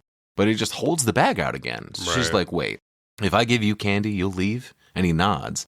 She's like, all right, what the fuck ever. She tosses a piece of candy into the bag and says, Happy Halloween. But that's when she gets a glimpse down into the bag and sees that it's just full of fucking bloody tools. Right. Which, again, I have to say, this garbage bag ain't holding all that sharp, heavy shit without moving. It's because it's his magic bag. It's his magic garbage bag. Okay, Yeah. I see. She closes the door once again and locks it this time, looking out the window to see Art walking away, thankfully. But that's when she decides to give Sienna a call, who unfortunately is not near her phone because it's way up in her room and she's down at the door with her own candy bowl. That's when she turns to see a news segment on TV talking about Monica Brown being in critical condition at the hospital after the attack from Victoria that morning. And the anchor mentions that Victoria was taken into custody after the controversial interview and just after being released from St. Michael's Hospital the previous night. So I feel like maybe the timing of this interview was a little hasty. Like immediately. Yeah. This anchor mentions out of nowhere that this was after months of rehabilitation and psychoanalysis. Like you, Sienna. Right. Boom. Big score sting, because what the fuck? Either somebody at the TV station's out to get her, or Sienna's starting to lose it a little bit. Right, because it cuts right back into regular news, talking about some kind of Halloween bullshit. Yeah, she just goes out, okay, so yeah, Halloween's tonight. All the festivities are in full swing. More Freddy vibes. Right, you know, exactly. Like, are you dreaming or not, you know? We cut to Sienna having a fucking panic attack, taking some alprazolam, which I guess is like a generic name for Xanax. Ah, okay. And she tries to calm down some, and she lays down to shake off the funk, finally finding some comfort in her baby pictures with her dad.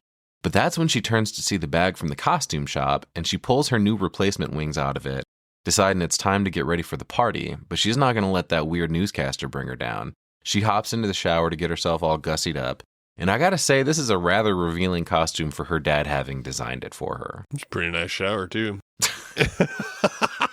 I'm just saying, if fucking this is what her dad is designing for her to fucking, oh, so you're gonna grow up to be this one day, and I can't fucking wait. I can't wait for your bust to Jesus fill in all fucking naturally. Christ. Yeah, how did you know her boobies were gonna be like that when she was a little girl? That's weird. It's just all fucking strange. I feel unnecessary a little bit. I feel like, You know? yeah, unnecessarily violated. Jesus. But we get a really sweet, costume getting ready Yeah. for the party montage. It's the here. Batman gear up montage. Right. More cool 80s music, the synth, a little more costume prep. Mm-hmm. She looks good in this weird ass costume, I gotta say, Yeah, she goes over to the mirror and gives herself a little once over. She seems satisfied with the results. Right. So we cut over to Allie's house, where she's also tossing on some makeup for the evening. And she glances over at her cheap little witch costume hanging on the door as she hears some glass shatter from downstairs somewhere in her house. Stone cold! Stone cold! Stone cold! It's the Texas rattlesnake. Come By God! She walks out of her room to check it out, feeling uneasy. And she leaves her phone in her room when she does. And of course, immediately when she walks out, she misses a call from Sienna. Mm-hmm. There's so many near misses like that in this movie. Oh, yeah. But she walks down the stairs to find her entire sliding glass door to the patio smashed, leaving a gaping hole in the wall. I would have went back upstairs immediately. Oh, yeah. But as she stares at this, suddenly, Art just casually walks in over to the fucking sink to get himself a nice, refreshing glass of water. Like he's been chilling. He's like watching TV. Yeah, he's just like, oh, I'm thirsty. Yeah. Fucking go over to the sink real quick. And now that he's hydrated, he grabs some scissors and a fucking scalpel from the counter and comes chasing after her. Why is there a scalpel on the counter in the kitchen? I don't know. And it's Is not mom a doctor or something? It's not a little one either, though. No. Like, that's a huge... And it's I've not never like a seen- makeshift scalpel either, like an X-Acto knife or something. No, Right. This is a fucking medical scalpel. Right. It looks like it's like the size of your fucking arm. Like, Maybe it's he huge. Maybe he just had it from the morgue. You know what I mean? Yeah, he must have. For sure. But he fucking, she takes off into the hallway and he cuts her off, so she's got to head upstairs. And she runs to her room and tries to block his progress with a big stand she pushes down in front of him, but it doesn't slow him down for long. He grabs her trying to get out of the window and tosses her onto the bed, jumps on top of her and slices a big gash down her face, right through her fucking eye. Oh, right through her eye. Like, you can see like cuts her it in half. Yeah, you can see her eyes cut. Yeah. And, oh, Yeah. the fucking eyeball trauma. Rendered useless, fucking hanging wide open. Yeah, more Cinebytes eyeball trauma. Yay. Fucking Scarface, dude. She looks equal parts terrified and confused right here. And turns out, he grabs that scalpel. And when she tries to crawl away, he grabs her by the hair and uses those scissors to fucking scalp her. Right. Carves another big gash across her back and just starts stabbing the fuck out of her with it, pulling as much skin off as possible. And he grabs an arm and pulls it backwards, snapping her elbow joint the wrong way. breaking more skin, and he kind of like wiggles it back and forth, like doing that thing where you fucking fold something in half a bunch of times so you can like loosen it enough to rip it. And he fucking just pulls that entire segment of arm off. Yeah. What the fuck? Yeah, this scene's just fucking... he's This just is cutting and slashing. Horrendously and brutal. Blood's just spraying. This scene takes minutes. Yeah, and I mean, even there was a point where I was just like, what's even happening now? I can't tell. It's just... Dude, it's just a big old bloody mess. Right. Yeah. And then, I mean, the next thing, too, is she's still alive. Yeah. You know, and you're like, how? There's no fucking way. Yeah, man. She would have easily bled out by now, for one. At least would be unconscious. She's like missing body parts. She's leaking like a motherfucker, like bleeding Yeah. profusely out of this arm. He grabs the other one and just pulls her fingers apart right in the middle, ripping her arm in Yeah. half the long way, Yeah. like hot dog style. Between her fucking like, he grabs her finger, like her index finger and her middle finger in one hand, Right. her pinky and her ring finger in the other, and just rips them apart. Right. Tears it down the fucking middle. It's wild. It's like the same thing he did with that skull of the coroner in the Yeah. beginning, where it's just like Cracks it open like a He coconut. just grabbed it and just Yeah. tore it like a piece of paper. Yeah, and then he just fucking slashes at her a bunch while we zoom in on a bunch of her personal effects, pictures and stuff of her friends and family. Nice way to tie all that in. Blood splatters all over all of it. It seems like Art's finally had enough of this, and he kind of like jauntily jogs out of the room, Like, oh. leaving her the opportunity to start crawling away. Yeah. Oh, thank God. She sees a phone, man. Yeah. You know? And as she does, she gets another call from Sienna, but before she even gets close to it, Art comes back in carrying a fucking gallon of bleach and some salt.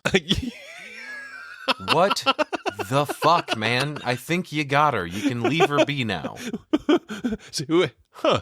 Wonder what he's going to do with that. That's strange. He fucking, immediately just dumps this whole gallon of bleach all over her. Starts tossing salt into the air to land on her fresh open wounds, including her fucking whole ass head that is completely devoid of hair and scalp now. It's Eek, like dude. her brain. He's just kind of like, he's like tossed it in the Yeah, air. like a flower and girl. dancing around. And This you're, fucking sucks, and you're man. like, wow, ow. And you're like, it probably can't get much worse than that. And then he like pours it onto her back and He like grinds some in there. rubs it in. Yeah, Yeah. dude, what the fuck? He rips some more of her face skin off for good measure just before we cut away to Barbara, enjoying a glass of wine and watching Night of the Living Dead, of course. Speaking of Barbara, That's wouldn't what you I know said. it? That's the most, like, the scene she's on right here is the most famous scene maybe in the movie, where they're in the cemetery and Johnny actually utters her name. They're coming to get you, Barbara. Right. That's And then- what I said. Isn't that funny? Followed by my favorite line of the movie. Stop it. You're ignorant. Yeah. It's a nice delivery. But that's when Sienna comes down the stairs in full costume to reveal it to Mom, who loses her shit when she sees it. She's like, it's revealing. Thank you.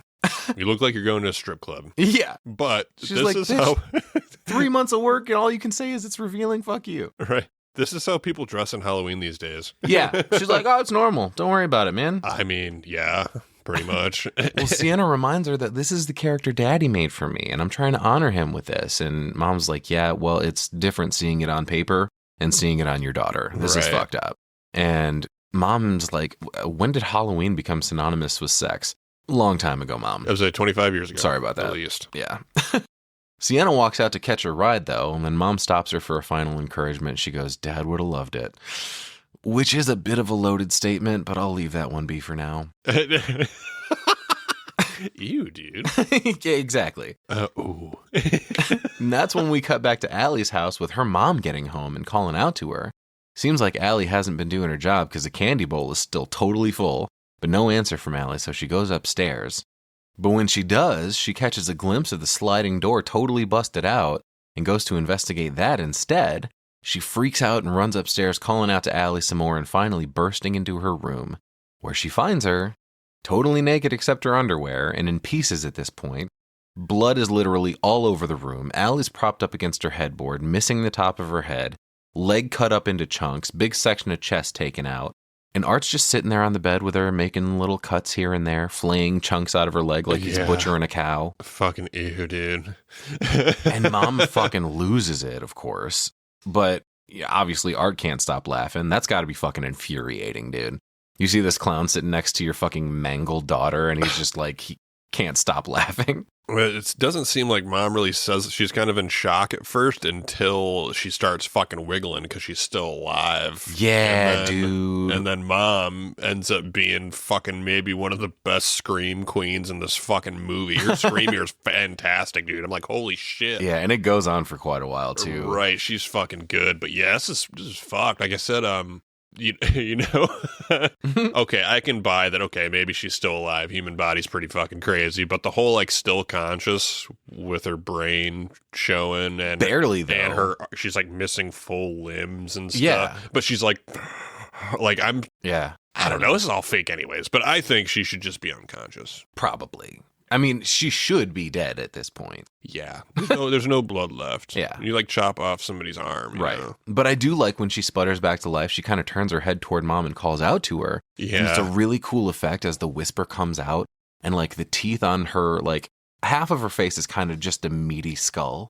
And her, like, she doesn't have lips there anymore. So it's like when she says Mom to her or whatever, like the teeth separate and move. It's fucking gnarly, dude. I love it. You sounded like Little Nicky. That was good. Darius. Get in the flash. Yeah. But Art's still laughing his ass off. We cut away to this club where this Halloween bash is in full swing, and in walk Sienna and Brooke. Not sure what Brooke's costume is supposed to be, but I guess it's slutty enough to be a female Halloween costume in 22, so okay. Shit, yeah. I didn't expect it to be a bar, but fuck yeah. Yeah, dude. Obviously they're underage, right? Oh yeah, for sure. Yeah. 1000%. She immediately grabs Sienna and heads to this bar, and they order a couple mixed drinks and a couple of shots, just getting right on top of the evening. Shit, yeah, time to party. But Sienna's distracted. She asks Brooke if she's heard from Allie yet, and Brooke's like, no, I definitely haven't. And Sienna's like, well, that's out of character. Yeah, I'm just going to text her mom. Yeah. Like, Brooke is loosey-goosey, though, dude. She's like, listen, man, it's fine. Put your fucking phone down. Right. Let's just have some fun, okay? Right. And they grab their drinks and walk off from the bar. They do their shots. Brooke toasts to a great night with her girls, or at least girl, singular, poor Allie. That's when Brooke's boyfriend, Jeff, shows up. He runs in dressed as Ghost Bob. Yeah, dude. Scares the shit out of her. He takes the sheet off, revealing a shirt underneath with a knife on it that says, just the tip, I promise. Wishful thinking, he says. She introduces Jeff to Sienna, and he compliments her costume, giving Brooke the prompt to talk her up a bit. She's like, she made it all herself. Took her like 5 months. But then Sienna starts to feel self-conscious, so she's like, can we change the subject, please? Which they do, but their answer is more alcohol. And Sienna's like, no way, I can't get fucked up tonight. My mom will kill me. But Brooke has Jeff snap a quick pic of them, but then it's fucking dance time, baby. They all head out onto the floor to get their groove on. But we cut away to a bunch of kids arriving at Allie's house for trick-or-treating. Oh, hell yeah. Surprise, here's Art answering the door, using Allie's mom's head as a candy bowl. Yeah, dude. Ew, why is it so sticky? Yeah, her mom's like, oh, it's just fake blood, honey, don't worry. Yeah, dude, I love this. And they have a little bit of a larger kid there. Yeah, a little chubby kid in a football uniform. Right, and he's reaching for a second piece, and Art slaps his fucking hand away, you know? Hey, holds up a finger like, one. You can have one. One piece, you little shit. You know? That's when we cut to Jonathan sitting in Sienna's room admiring her sword. Mom comes in. Nice. It's not a euphemism, Jason. Check out my sword, Dusty. Yeah, put it away. Fuck. Oh, sorry. God damn it. I didn't think you were actually going to do that. What the fuck? I'm thinking about cutting this podcast right now. Get out of my house. Oh, fuck. I'm never going to unsee that. Everything that happened in this movie, that was the most disturbing. Anyway. He's checking out Sienna's cool sword here, and Mom comes in. She's like, hey, man, you want to watch a movie? He's not really responding, so she tries to disarm him a bit. She's like, hey, loosen up. There's a bunch of candy left over. Let's stay up late, have some fun. But he's like, fuck you, go away. Yep. Still upset about the events of the day, but she apologizes that his plans were ruined. But she's like, listen, you should have thought about that before you pulled that bullshit at school today.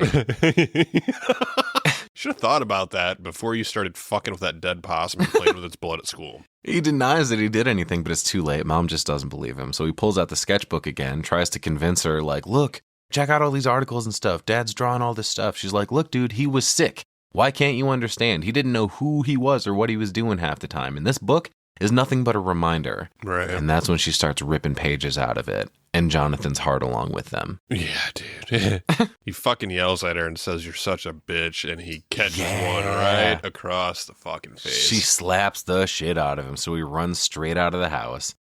Yes, he runs off into the night. Yeah, like a fucking kid from Weapons. We cut back to the Halloween party at the club where Sienna's dancing her life away, starting to feel kind of fucked up, but she excuses herself from Brooke. She's like, oh, I'm going to go grab another drink. But she just kind of staggers through this hall, feeling up on the walls and shit. Looks like she's rolling a little bit. Right. And a random dude walks up to her asking for a selfie, and he tells her, fuck yeah, girl, after he snaps it. Right. Oh, okay. And we cut back to Mom down in some anxiety meds with some wine. That's a good combo. Yeah, dude. She pours some more wine for herself and stands in her kitchen crying, trying to get it together. That's when she hears a noise coming from the other room, so she goes to check it out, hoping it's Jonathan come back. No such luck, dude. She goes to the garage to find her car covered in shaving cream and eggs and toilet paper. There's a big pumpkin smashed on the hood, and written in shaving cream on the windshield is the word bitch. There's no fucking way that Jonathan did this. No.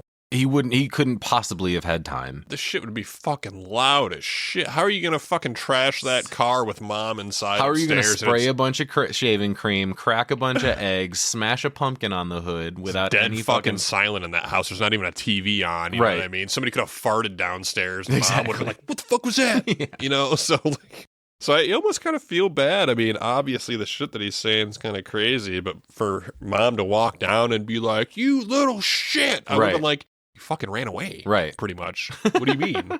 He ran away, ran outside, snuck back in, and trashed her car. Mm-hmm. Yeah, she can't even begin to handle this right now. We cut back to the club where Sienna looks like she's about to start making out with a skeleton. Yeah, cool. But Brooke finds her, and Sienna just grabs her hand, and she's like, feel this fucking tree. How amazing is that?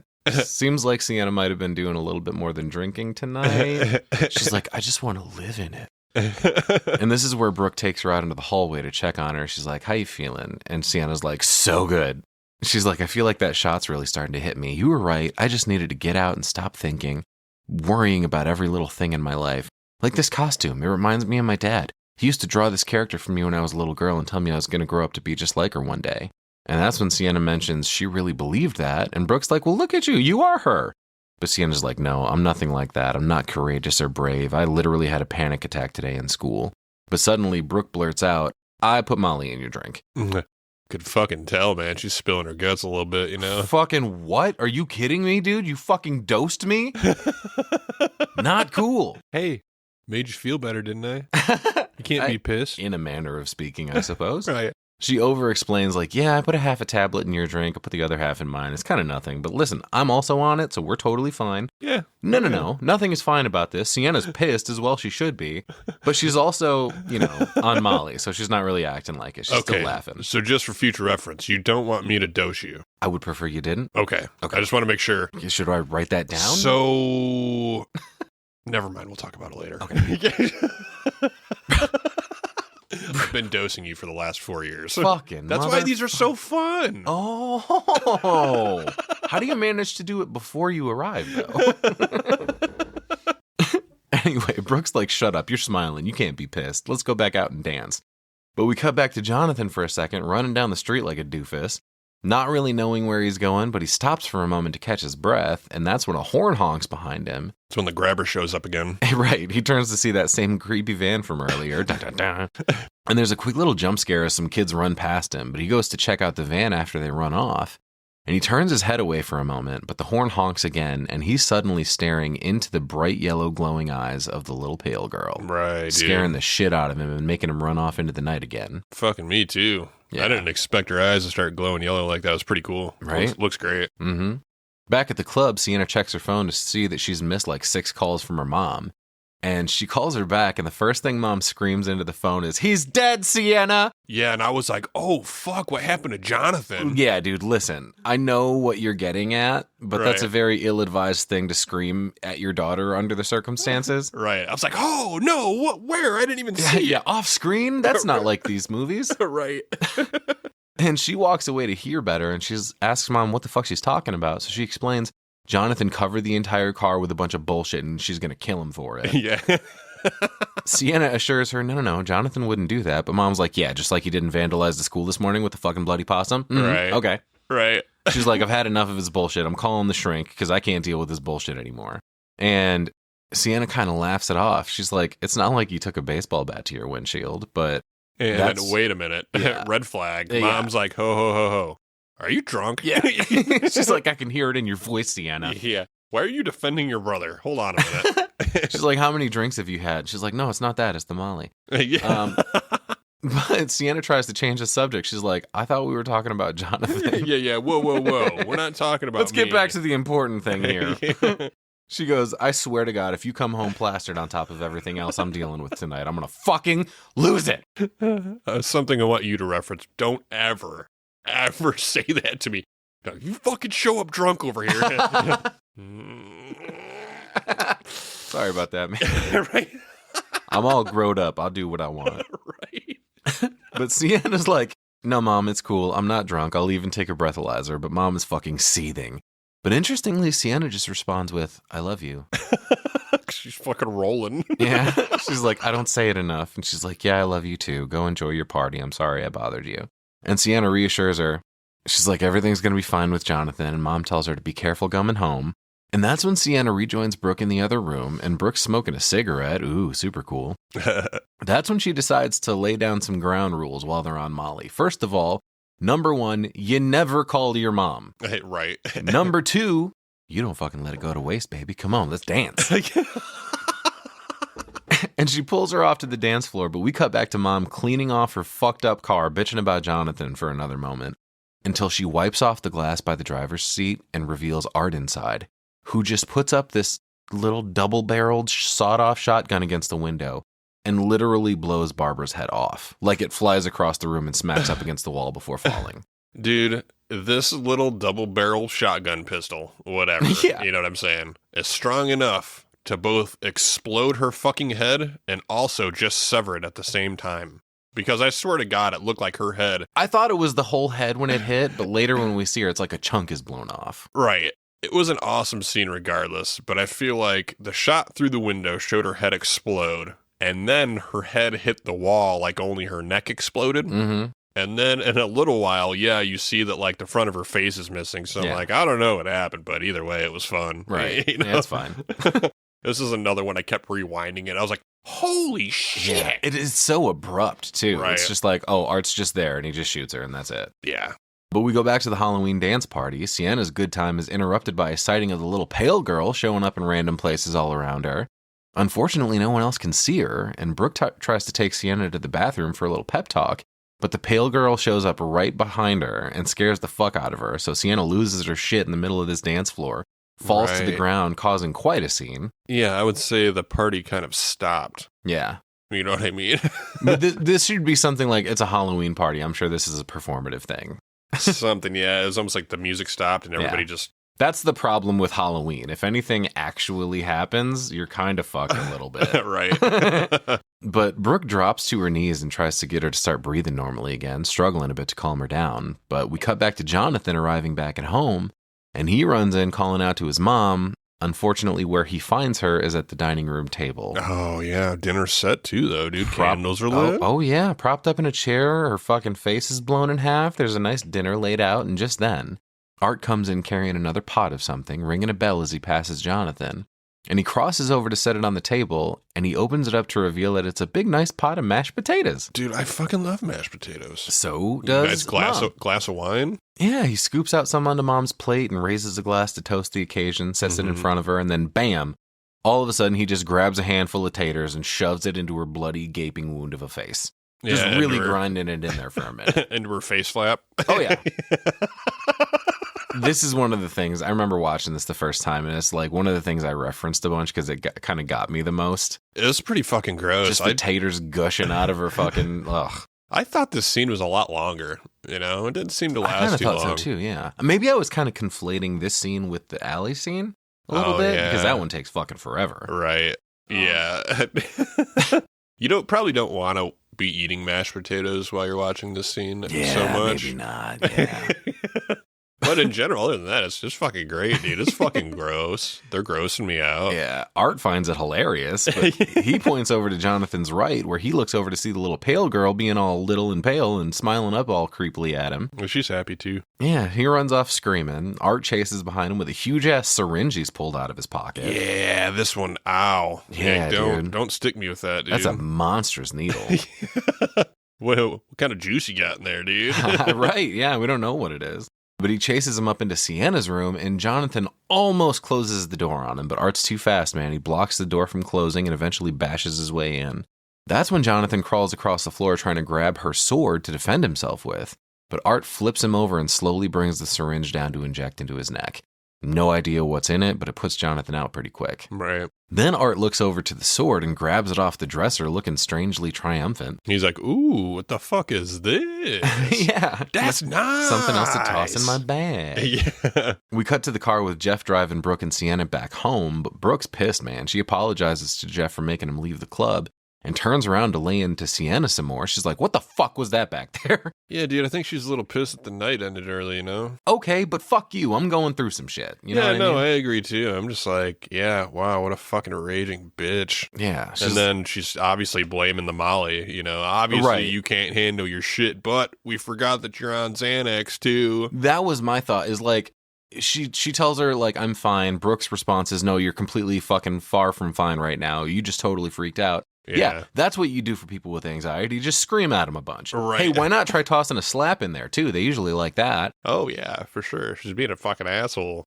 But Sienna spins it back around on Brooke, saying, I wonder why. You fucking dosed me, bitch. Right. Yeah, Brooke tries to play it off, though. She's like, no, I'm on the same shit as you, and you don't see me freaking out. But Jeff is out of the loop, so he's like, what are you guys talking about? Yeah. And she admits she put Molly in Sienna's drink, and then she was like, yeah, plus Xanax. You could have fucking killed me. I mean, if we're going that route, let me lay out. All right. Well, in that case, you shouldn't have even been drinking if you're drinking with the Xanax. Yeah. You know what I mean? So Yeah. you can't be like, hey, you shouldn't have gave me Molly when you're drinking with, like, drinking in the Xanax is probably worse than anything. To be fair, she shouldn't have, but that's kind of Right. besides the point right now. Yeah. Right. No, it's all bad. I'm just saying But the alcohol with the Xanax was probably worse than combining the Molly with the shit. yeah, maybe.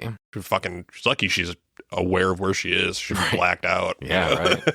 But of course, it can't be Brooke's fault. She defends herself, saying, I didn't know about the Xanax. I was just trying to do something nice for you. Like, really, man? Drugging me? That's a nice thing? Hey, it's free drugs. We all like free drugs. I guess, but against your fucking will or knowledge?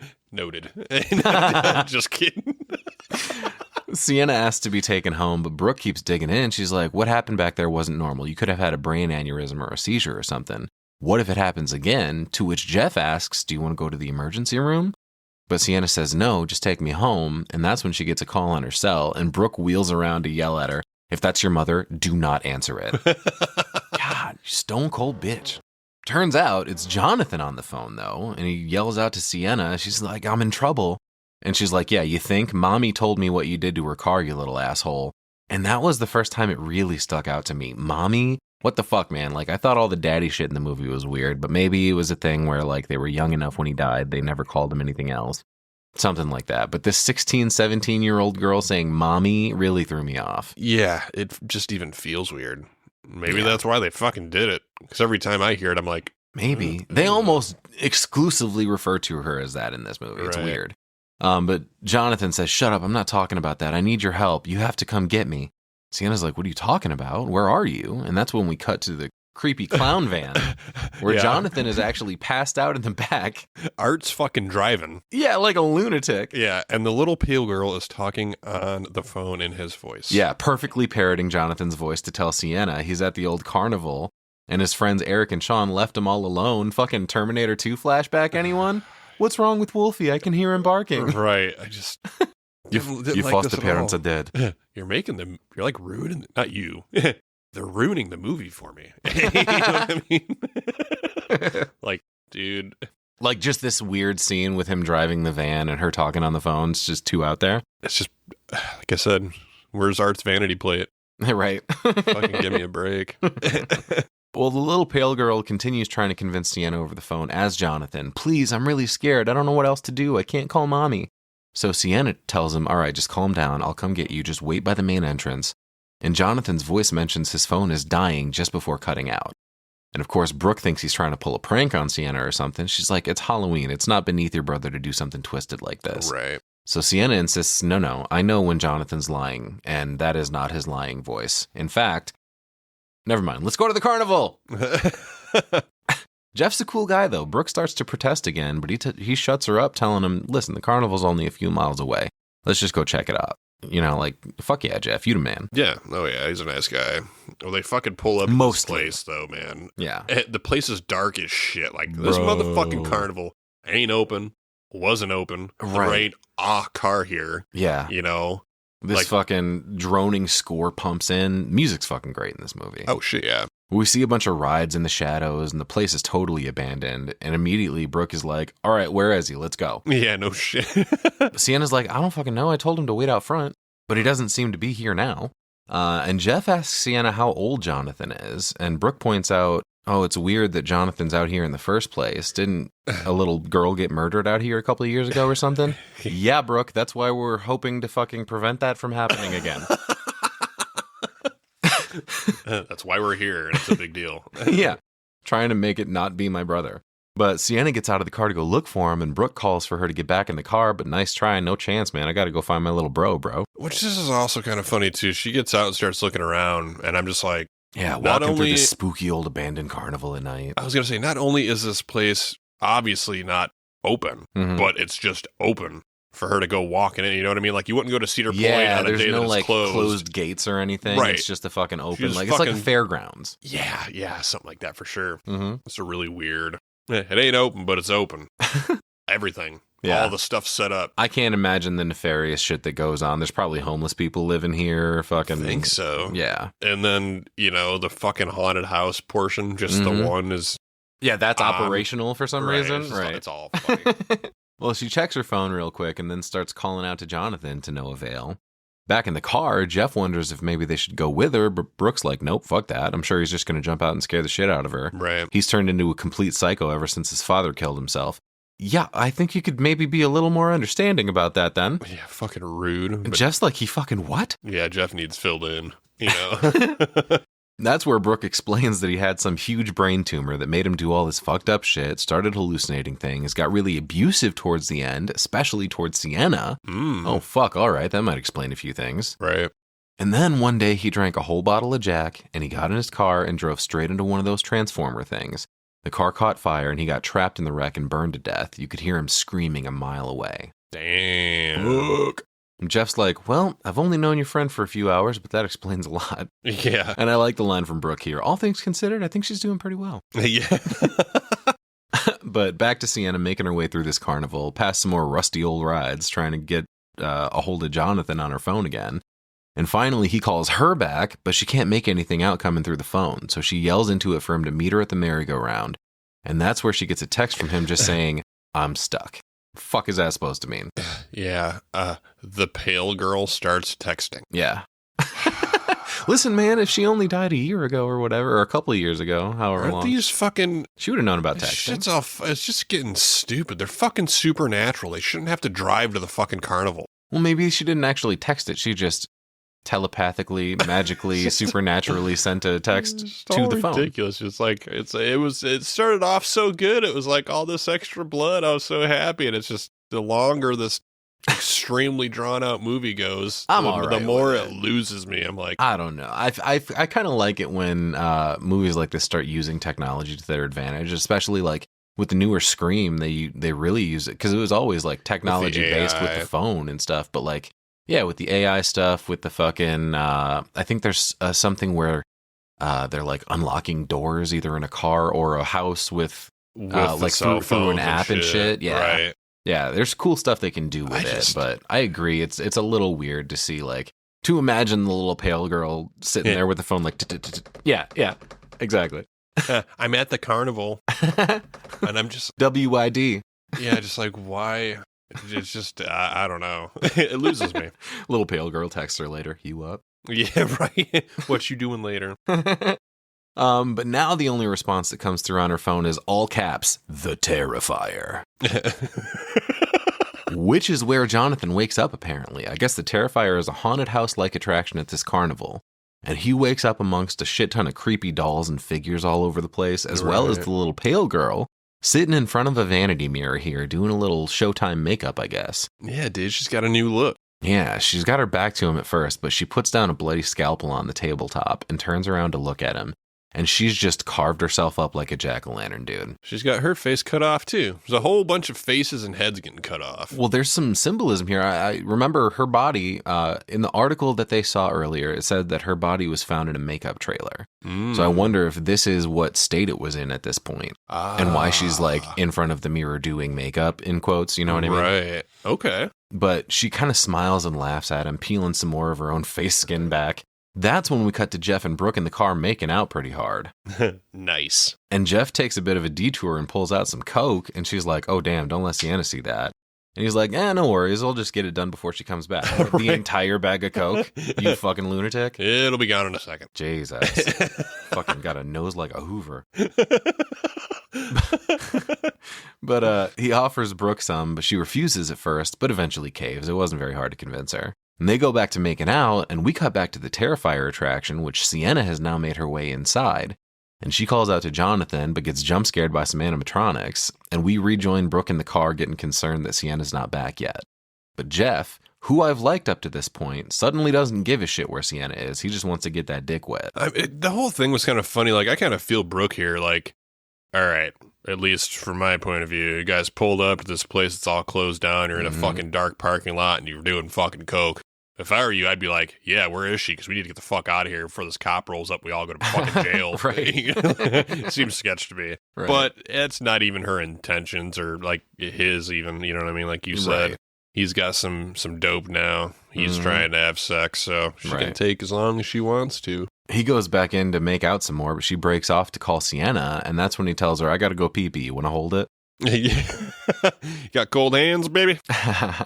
But then, as she makes her unsuccessful call go into Sienna's voicemail, he comes up and scares the shit out of her from the other side of the car. And she's like, oh, hey, very funny, but you know what's really funny? And she grabs his bag of coke and threatens to dump it into the ashtray. He's like, no, don't do it. Please leave it alone. She doesn't dump it, but she does call him a jerk. Finally, he goes back to the back of the car to piss, and that is when she looks over to notice that on the driver's side window, someone has written just the tip in the dust. And that's when Art returns with a knife blow to the dick while Jeff stands there relieving himself. Dude. He fucking falls down behind the car all bloody.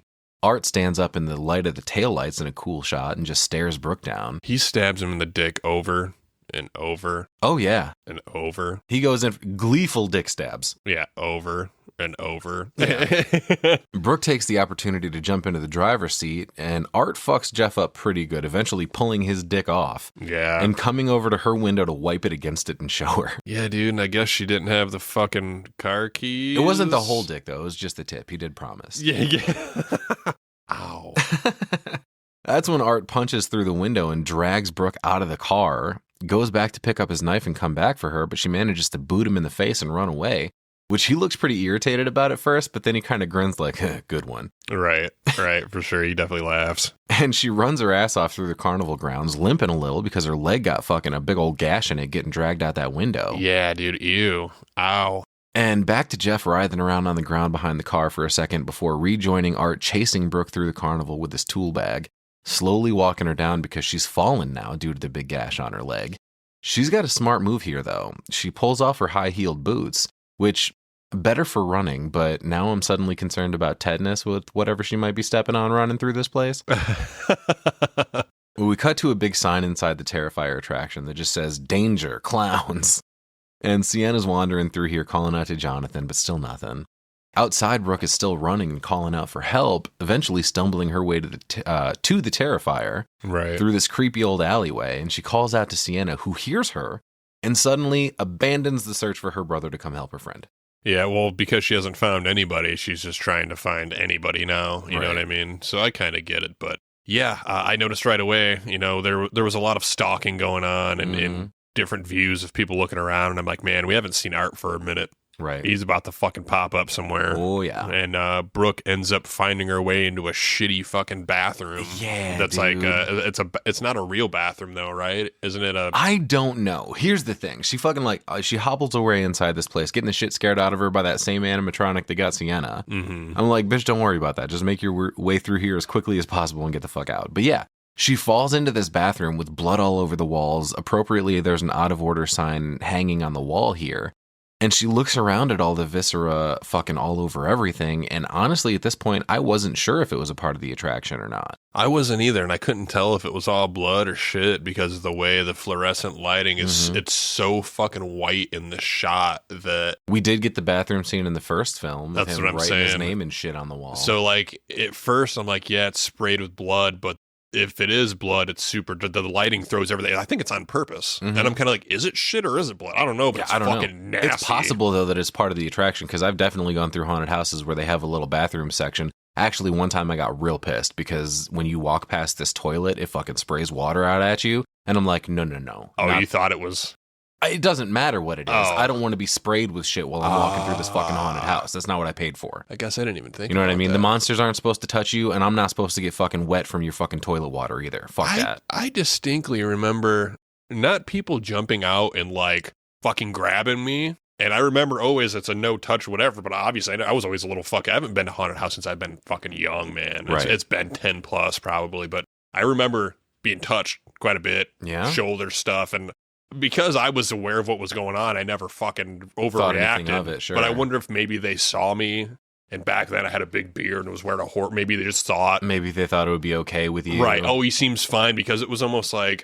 I remember going with Ashley. It was when we first got together, maybe once or something. But yeah, it was like they could tell that I was there kind of guarding her kind of. So messing with me, I used to fuck with her, man. And you have to ask her about this. We'll go in and they start talking to people online and shit. And I'm like, oh yeah, this is Ashley. And then you can hear people on the other side of the house, Ashley. And she's like, oh my fucking God. You know, like I'm setting her up. That's fucking great. So that's dude. probably why they were touching me too. It was like I was trying to play into it, you know.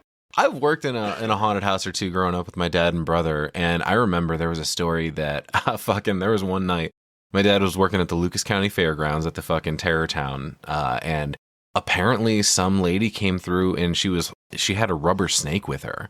I don't know why they let her fucking carry that through with her, but she fucking when he jumped out at her, she fucking whipped it, nailed him in the fucking eye, dude, and his eye was bloodshot for like weeks. Got him. Yeah.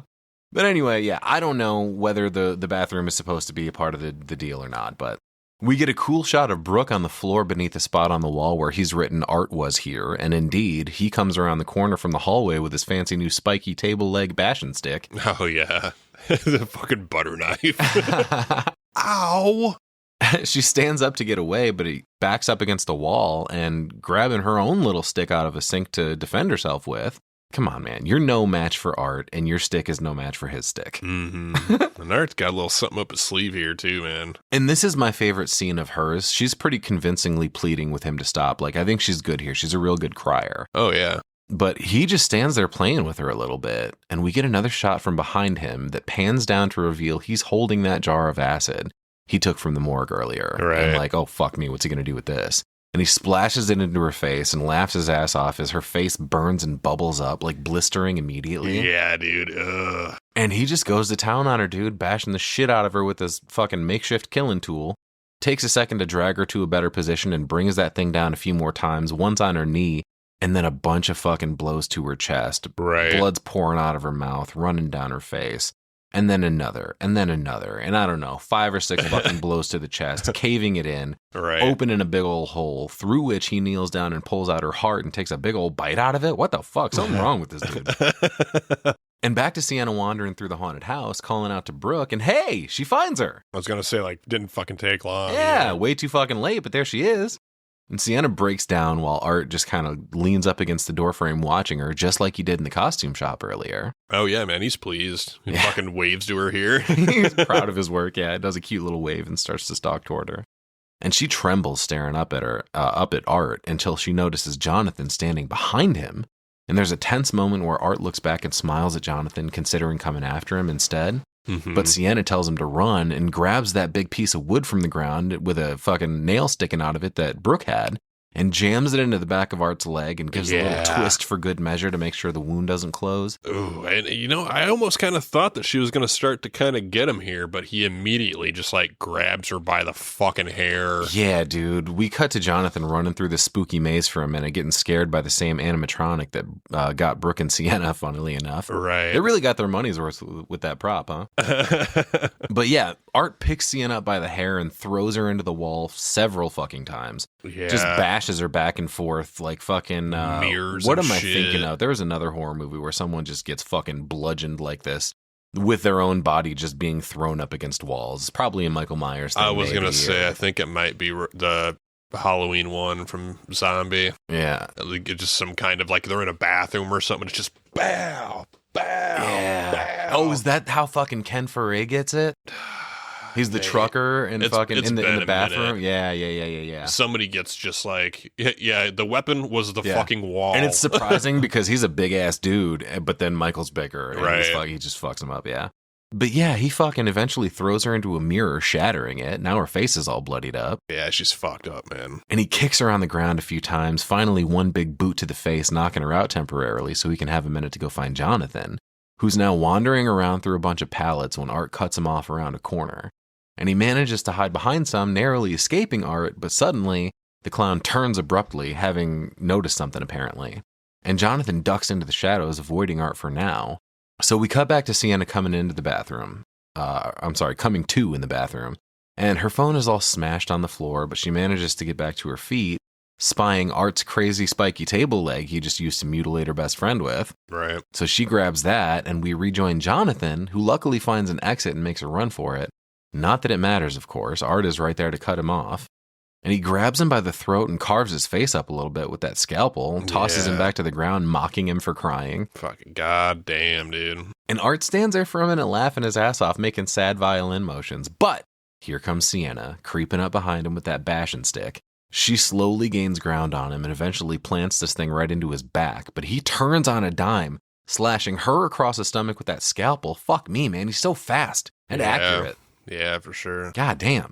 But she cracks him a couple more times with this thing, once in the ribs and then a big one to the back of the head, sticking the blades of this thing into his skull and giving her the opportunity to get Jonathan back to his feet and make a run for it while Art tries to pull this thing out of his head. Yeah, it's like he can't fucking reach it. He's like fucking. And there's a great score through this chase scene. I don't know if he can't reach it, but like he grabs it, but he at this Like point stuck. doesn't have the leverage to like pull backwards on it. He's got to like ram it into something to like pop it off of his head or something. Right. But yeah, great score going on through this chase scene. They make their way through the haunted house, and Jonathan thinks he knows the way to go, but Sienna's looking like she's not going to make it. She slumps over in pain from the wound in her stomach, and Jonathan comes back to help, but she starts checking him over with it like he's got one tiny face slash. He's fucking fine. She tells him, "You were right about everything," to which he reminds her, "Yeah, I was right about you too." And she's like, "What do you mean?" And he explains they used him to get her there. Apparently, Art and the little pale girl need Sienna in this place specifically for some reason. Mm-hmm. And he insists she's the only one who can stop them, and she's like, why? But he doesn't know. No more time for talking right now, though. She says it's time to go, and she turns to grab a big pipe from the table to arm herself with. Right. And they go running into this really cool section of the haunted house that looks like a big church. It's like a chapel for the dead, dude. Yeah, there's a bunch of creepy figures seated in the pews all over the place while we get some organ sounds on the score. And might have been a bad move coming in here because as soon as I saw that altar at the front with the clean white fabric on it, it's the only fucking clean piece of anything in this whole place. Oh, yeah. I was like, maybe they need to get as far away from this thing as possible because it seems like that could be right where they want you. Right.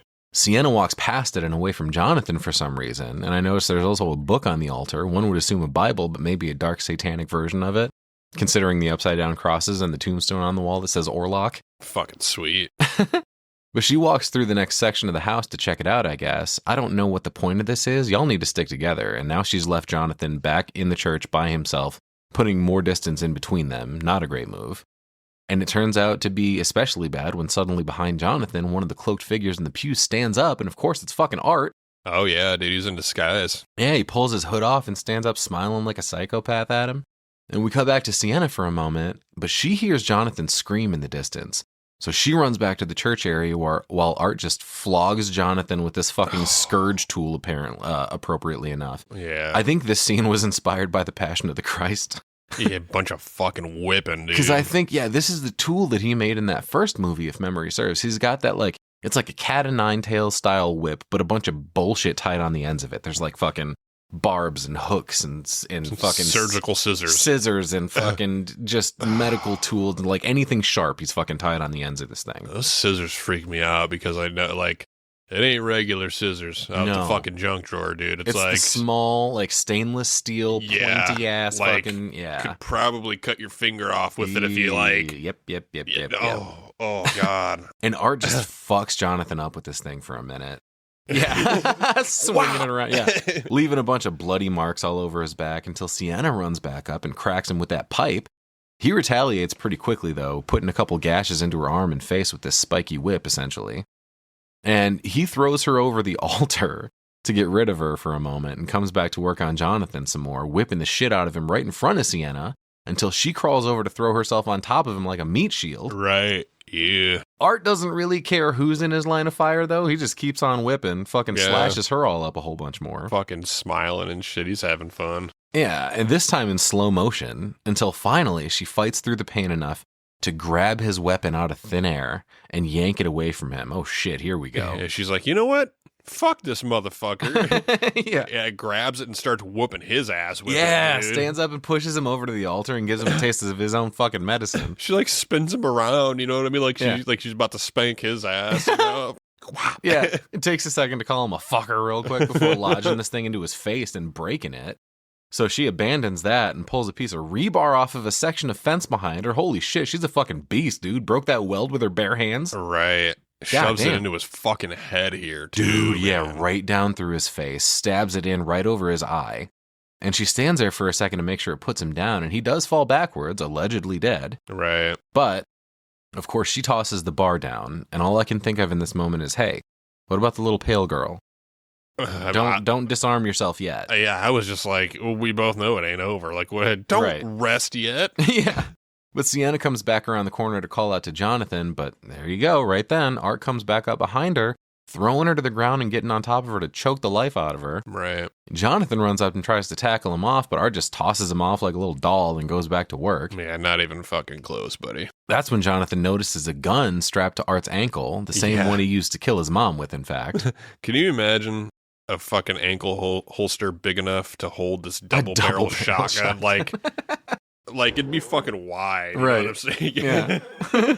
That's why he's got the baggy pants. Right. But yeah, he comes after that gun, and Art tosses him off once again, but Jonathan does come back holding the gun, so he does get it. Right. And not a moment too soon, because it looks like Sienna's about to eat it here. Her fucking eyes are rolling back in her head. Doesn't look like she's got very long.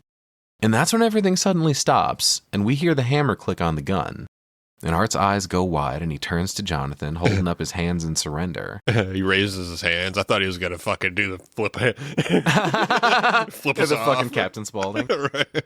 But fuck that. Jonathan lays his ass out with this thing, throwing him across the room with the force. I thought it almost felt like we were in slow-mo for a second here. It was a little cartoony. It kind of stopped and stuff, and you see Jonathan moving normal, but when it cuts back to Art, until he does a bunch of fucking blinking, it's almost like he's like this, and then he's like, blinks a whole bunch right before his head fucking. Right. It's like he's expecting it. Right. But we get some cool sound design here as Jonathan tries to wake Sienna up, and we hear his voice, but very muffled and far away, because we're listening from Sienna's perspective. He's like pleading with her here, like, please don't leave me, you gotta wake up. But then it changes from Jonathan trying to wake her up to her mom suddenly knelt down beside her, coming in like a guardian angel, and this is what she, quote, wakes up to. Right. And Mom tells her, it's okay now, you're safe, everything's going to be okay. And Sienna breaks down telling Mom she thought she'd never see her again, but Mom just says, Jonathan told you, didn't he? Wait a minute, told her what? Right. And suddenly Jonathan yells, Sienna, get away from her, that's not Mommy. Stop with the fucking mommy shit, kid. God, anyway. And when Sienna turns back to look at her, suddenly Mom is all made up like the little pale girl. Yeah, I got the same hairstyle and shit. Same dude. hair, yeah. She grabs her face, fucking puts a bunch of visions into her head of Mom's murder. Yeah, I thought that was kind of cool. She The covers whole Sienna's table scene eyes with the mashed potatoes, yeah. Right, so she covers her hands with her eyes, and then she has like flashbacks of just the terrible part of fucking... Just the mom stuff, yeah. Right, yeah. That was kind of cool. I like that. Yeah, so now Sienna completely loses it. She's done. She can't fucking take it. She just cries for a minute all huddled over. Right. But she finally comes to her senses and gets up to see that Jonathan and Art are both gone now. And she runs through the maze calling out to him and finds him pretty quickly back in another alley. Mm-hmm. And Jonathan is unconscious on the ground with Art just standing above him.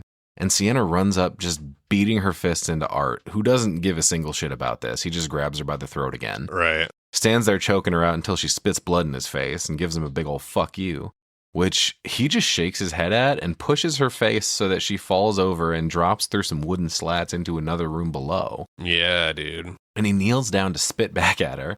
But a moment later, she comes to, looking over to see some kind of weird portal to hell or some shit open in the floor. Yeah, dude. Lights around it like it's a circus game at the big fair. red light and fog emanating from it. Right. Weird. And she crawls over to it for some reason. Personally, I'd keep away, but as she kneels over it, she hears a bunch of voices calling out indistinctly. And she stands up to turn away from it, but of course there's Art right behind her, and he just stabs her in the stomach with her own sword, and she falls into the portal dead. Holy shit. Yeah, what the fuck?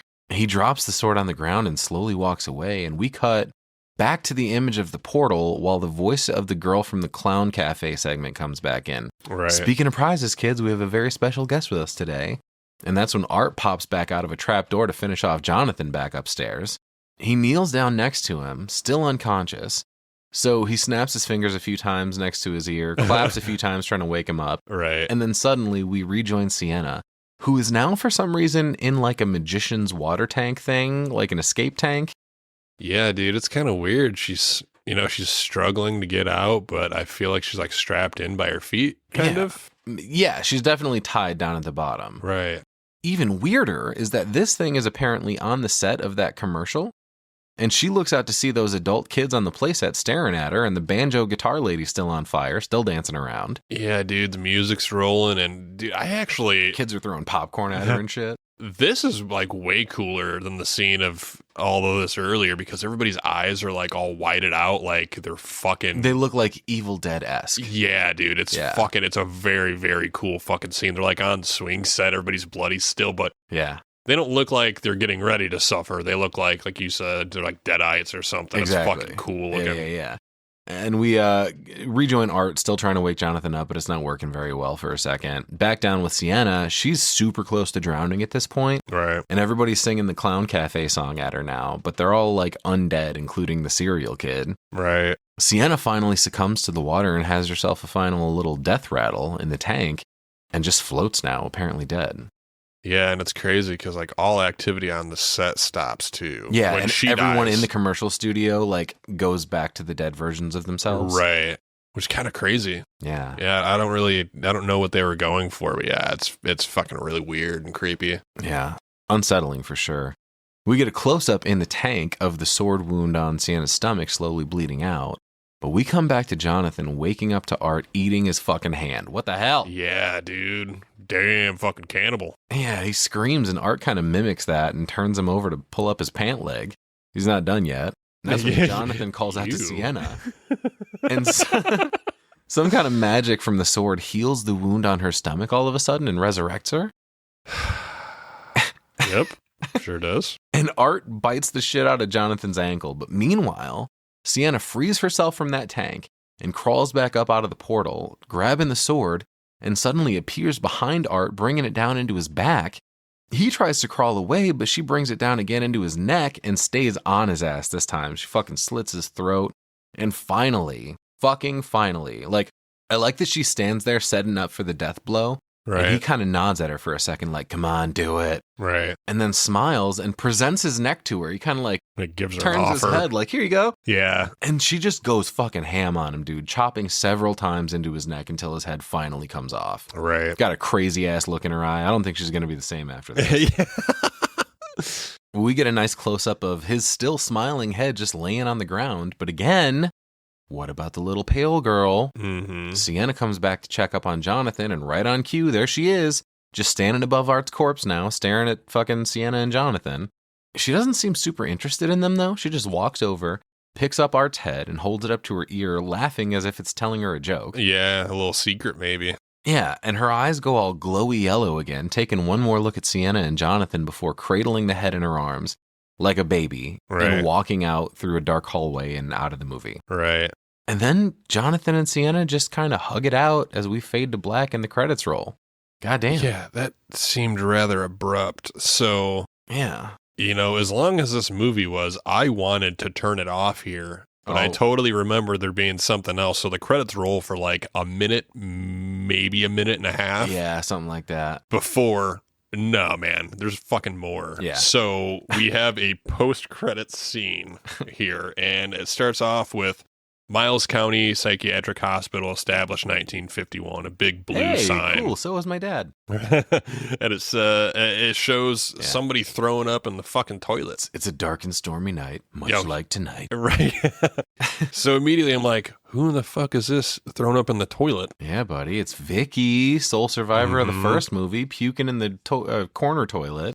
And then we mentioned Chris Jericho, and hey, here he is, because I was wondering where he fucking was. Yeah, Nurse walks out of this elevator right behind fucking Chris Jericho. Right. Yeah, Random as shit. He's a guard sitting at like the fucking, I guess the entrance to the floor. Yeah, he's not doing his job very well. He's just sitting at the desk watching an old spooky movie. Hey, he's hanging out. Everybody's locked up. Shouldn't you be like monitoring the halls or something? But this nurse goes to grab some coffee and asks him if it's pumpkin spice, and he's like, not a chance in hell. Yeah, fuck no. That's another wrestling reference. No chance in hell. Yeah. But this nurse is actually the same girl from the Clown Cafe, by the way. I think I mentioned that earlier. I didn't even realize. Mm-hmm. Okay. Yeah, and she looks down at this weird plate full of brains and viscera, like, what the fuck is this? And he says it's a zombie platter. My wife made it. Yeah, it's just Jell-O pretty much, I think, right? Yeah, and we cut back to Victoria's room for a second. There's a bunch of nasty vomit everywhere, in, on, and around her toilet in the corner. And we see her feet walk by the camera, and she's apparently leaking blood out of somewhere. I think I know where. Maybe it's her time of the month and they don't supply the inmates with the proper tools to take care of that until it's, happening. You need to call a doctor immediately. Back out in the lobby, the nurse tells Chris Jericho, oh, cool, that's creative, but disgusting. And he's like, whatever, dude, just try it. It's good. And back to Victoria, pouring blood out of her vagina, using that blood to write something on the wall. Back out in the lobby, the nurse tells the guard, oh, I've been tending to our celebrity patient all day. Right. I don't really have the stomach for a zombie platter right now.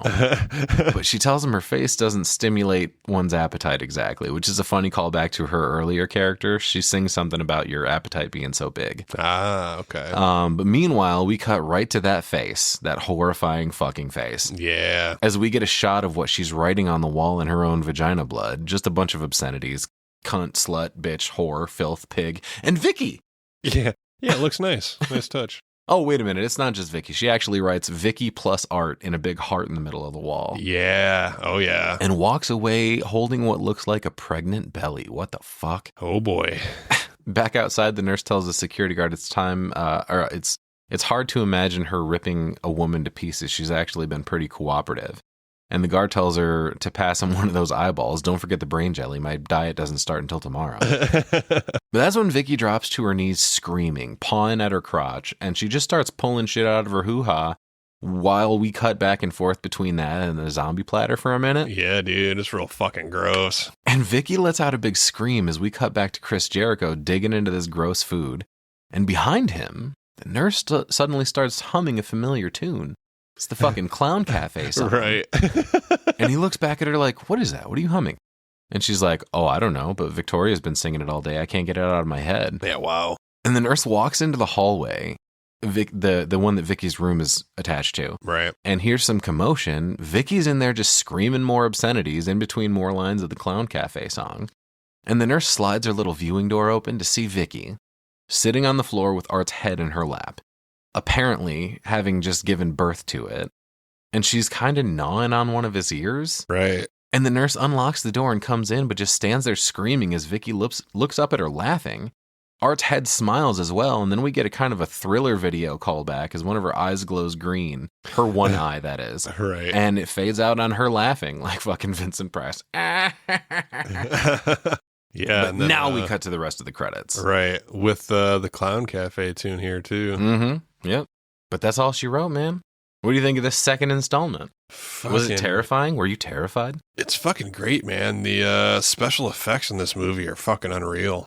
Especially when you were talking about how small the budget was. Yeah, they big did time. a fantastic job. Unbelievable. You know, I mean, not a lot to complain about here. I like most of this, but I feel like the superhero bullshit with the fucking dagger kind of missed me a little bit. The runtime is probably my biggest bone to pick with this movie. Yeah. Not that there wasn't a lot happening. Oh, there certainly was. But after, you know, when we start nearing 2 hours, I'm just like, yeah, come on. Yeah. I'm getting bored. It's not that there's anything wrong. It's just you don't want to sit for that long with any movie, really. Right.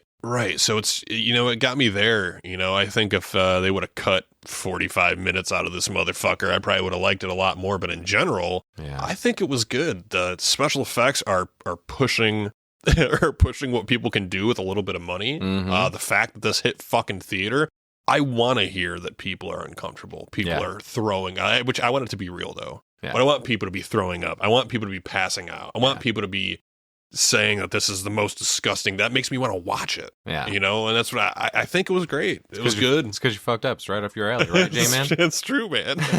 So, I mean, you know, coming from part one, I think it was great. Like I said, maybe a little too much thought into it. Right. With, you know, the sword and the mommy-daddy thing annoyed me. Here's the thing. He was trying to flesh something out because everybody bitched about the first movie not really having any, right. You know. I think the first one's great. He did exactly what he needed to do. At least for me, you know, this is a movie that would satisfy me without that little bit extra. Yeah, it comes in and handles its business for sure. I mean, everybody seems pretty favorable about this movie overall. I mean, with the runtime, I think maybe what they were trying to do is just basically a showcase right. of their practical effects. You know what I mean? Like, that's kind of what these movies are. But yeah, man, critically and, you know, as far as audience is concerned, this has always performed pretty well. It's an 88% on Rotten Tomatoes. Damn, okay. Reviews were pretty positive on the film, raving that it outdoes the original in every way, which makes it bad news for the squeamish, but a bloody good time for genre enthusiasts. And most critics praised the performances, particularly Lavera and Thornton, of course, thankful for the elevation of the importance of human life compared to the first film, through Sienna, like fighting for her family, facing her demons. I gotcha. Screaming bloody war cries in Art's mocking face. Of course, there's Art himself, which Thornton embodies perfectly through his sense of physicality and comic timing. Some critics weren't crazy about how brutal and unsympathetic the film is, but the biggest drawback for most of them was the runtime. Well over the 2-hour mark with not much purpose other than its own inert attempts to shock. Yeah. Which it definitely does. In fact, there were several reports of viewers vomiting and fainting during their screenings, with one of these incidents ending in emergency services being called. Holy hell. But this also won a handful of awards at the Fangoria Chainsaw Awards, including Best Kill for Allie, Best Limited Release Movie, Best Makeup Effects, and the Editor's Eyeball Award going to Lauren Lavera. Wow, okay. And like I mentioned, all on a budget of $250,000. That's fucking wild. It's crazy, yeah. While in the box office, it pulled in $15.8 million. Wow. And obviously, like, let's go through the timeline of movies here, because this all started, like I said, back in 2008 with a short film called The Ninth Circle. Then there was another short in 2011 called Terrifier. And then there was an anthology film featuring those original shorts called All Hallows Eve in 2013. Mm-hmm. Then in 2016, finally comes the full feature film of Terrifier.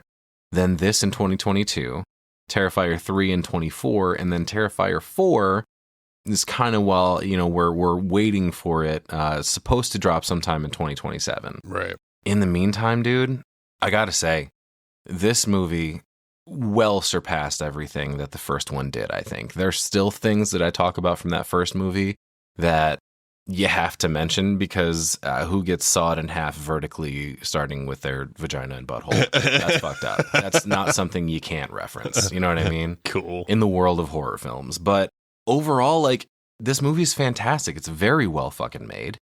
for the budget that they had to work with, it's crazy. It looks beautiful. Oh, yeah. The entire way through. The cinematography is fantastic. The score is great, puts you right in the zone where you need to be. The acting is phenomenal. The script is much more fleshed out than the first one. Again, the runtime is a little long, but I guess what's Leone supposed to do? Everyone bitches about the first one not being enough, so he does his best to write, another script, fleshing things out and trying to, develop those characters, which the plot and character development in this is still maybe a little lacking, but at the same time, it's perfectly fine, I think, for what this movie, what the real purpose is. And it is, again, showcasing those practical effects, which it fucking absolutely does. Yeah, for sure. Lavera is fantastic. David Howard Thornton is a fucking gem. Like, he's so fucking funny while being completely menacing at the same time. Yeah. I love this movie. I mean, sometimes I am one to go more for something with a little more atmosphere and substance than this, but I can't say that there's no atmosphere here. This, like you said, as soon as we opened, just the way that it's filmed and the score and everything that comes along with it, putting us in Halloween night, it does a great job of that with all the set design and everything. All the way down to the Terrifier haunted house attraction. You're there, dude. You're on Halloween night with these people, and it's fucking great. All the behind the scenes problems that everything had aside, because we talked about that, like I said, in a separate thing that we released. But I gave this one overall 8 out of 10 spiky table leg bashing sticks. Yeah, dude. It's definitely up there. With it being, at least for me, 2022 is still just yesterday. Pretty fucking recent, yeah. Right. I like what they did with this one. I like where they went with 3, too. Mm-hmm. I know, we're starting to get to the point where, all right, there's going to be a 4th movie where there's going to be a lot of critics now. Everybody's a critic. Right. Everybody's going to try and pick it apart. Yeah. I think they're doing great with where they are. I'm excited that we might bring up 3 sooner than later. So, it might be cool to talk about that too. To kind of fill it out before 4 drops, and we can maybe do a reaction video for that or cover it or whatever, in whatever capacity, for sure. Hell yeah, man. But I would definitely recommend somebody check this movie out. Like, obviously, if you want to watch the things leading up to it, that's great. But it's also a movie where we have new characters going on their own journey. It's only connected to the first one through characters like Victoria and Monica Brown, and the articles that they reference Tara and Dawn with. So, like, if you don't watch the first one, it's not like you're really missing anything except for the effects that you missed in the kill scenes in the first, because they do cover like the backstory. So, story wise, you don't need anything to catch up on before you watch this. Yeah, but, not really. I mean, I enjoyed the first one as well. We've got an episode on that. Go ahead and check that out. We did a reaction video, I believe, for Terrifier 3, did we not? We did, yeah. Go check that out as well on YouTube if you like. And I would imagine if you're here listening to this horror podcast, you're probably a horror fan. So I would definitely say, add these to your collection. Fucking, if you haven't checked it out. I'm not sure if it's streaming anywhere because I have a 4K, so I just popped that bad boy in. Mm-hmm. But, if it is, fucking seek it out, man. It's worth the fucking watch. It's a little long, so prepare. Make sure you grab some extra snacks and an extra large drinky for yourself before you sit down and settle in. But yeah, definitely check it out. It's fucking fantastic start to finish. And the Halloween aesthetics are fucking full on, full out. Fuck yeah. So yeah, I think that's going to wrap it up for us. We had a good time hanging out with you guys. We appreciate you listening in. Hope you all had a good time too, and until next time, remember, dreams are fleeting. Only nightmares last forever. Follow your nightmares.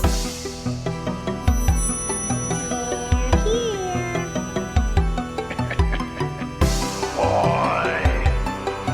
Kill her, Mommy. Kill her. I bid you welcome.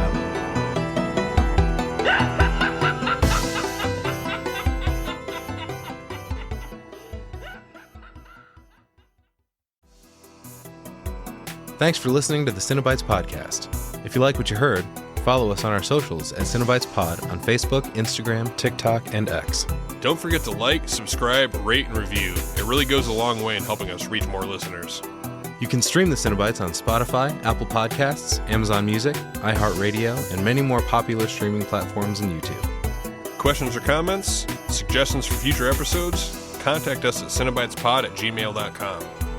If you'd like to support the show and help us make it a better product for you, subscribe at cinebytespod.buzzsprout.com. Until next time, keep following those nightmares. Must be something in the water.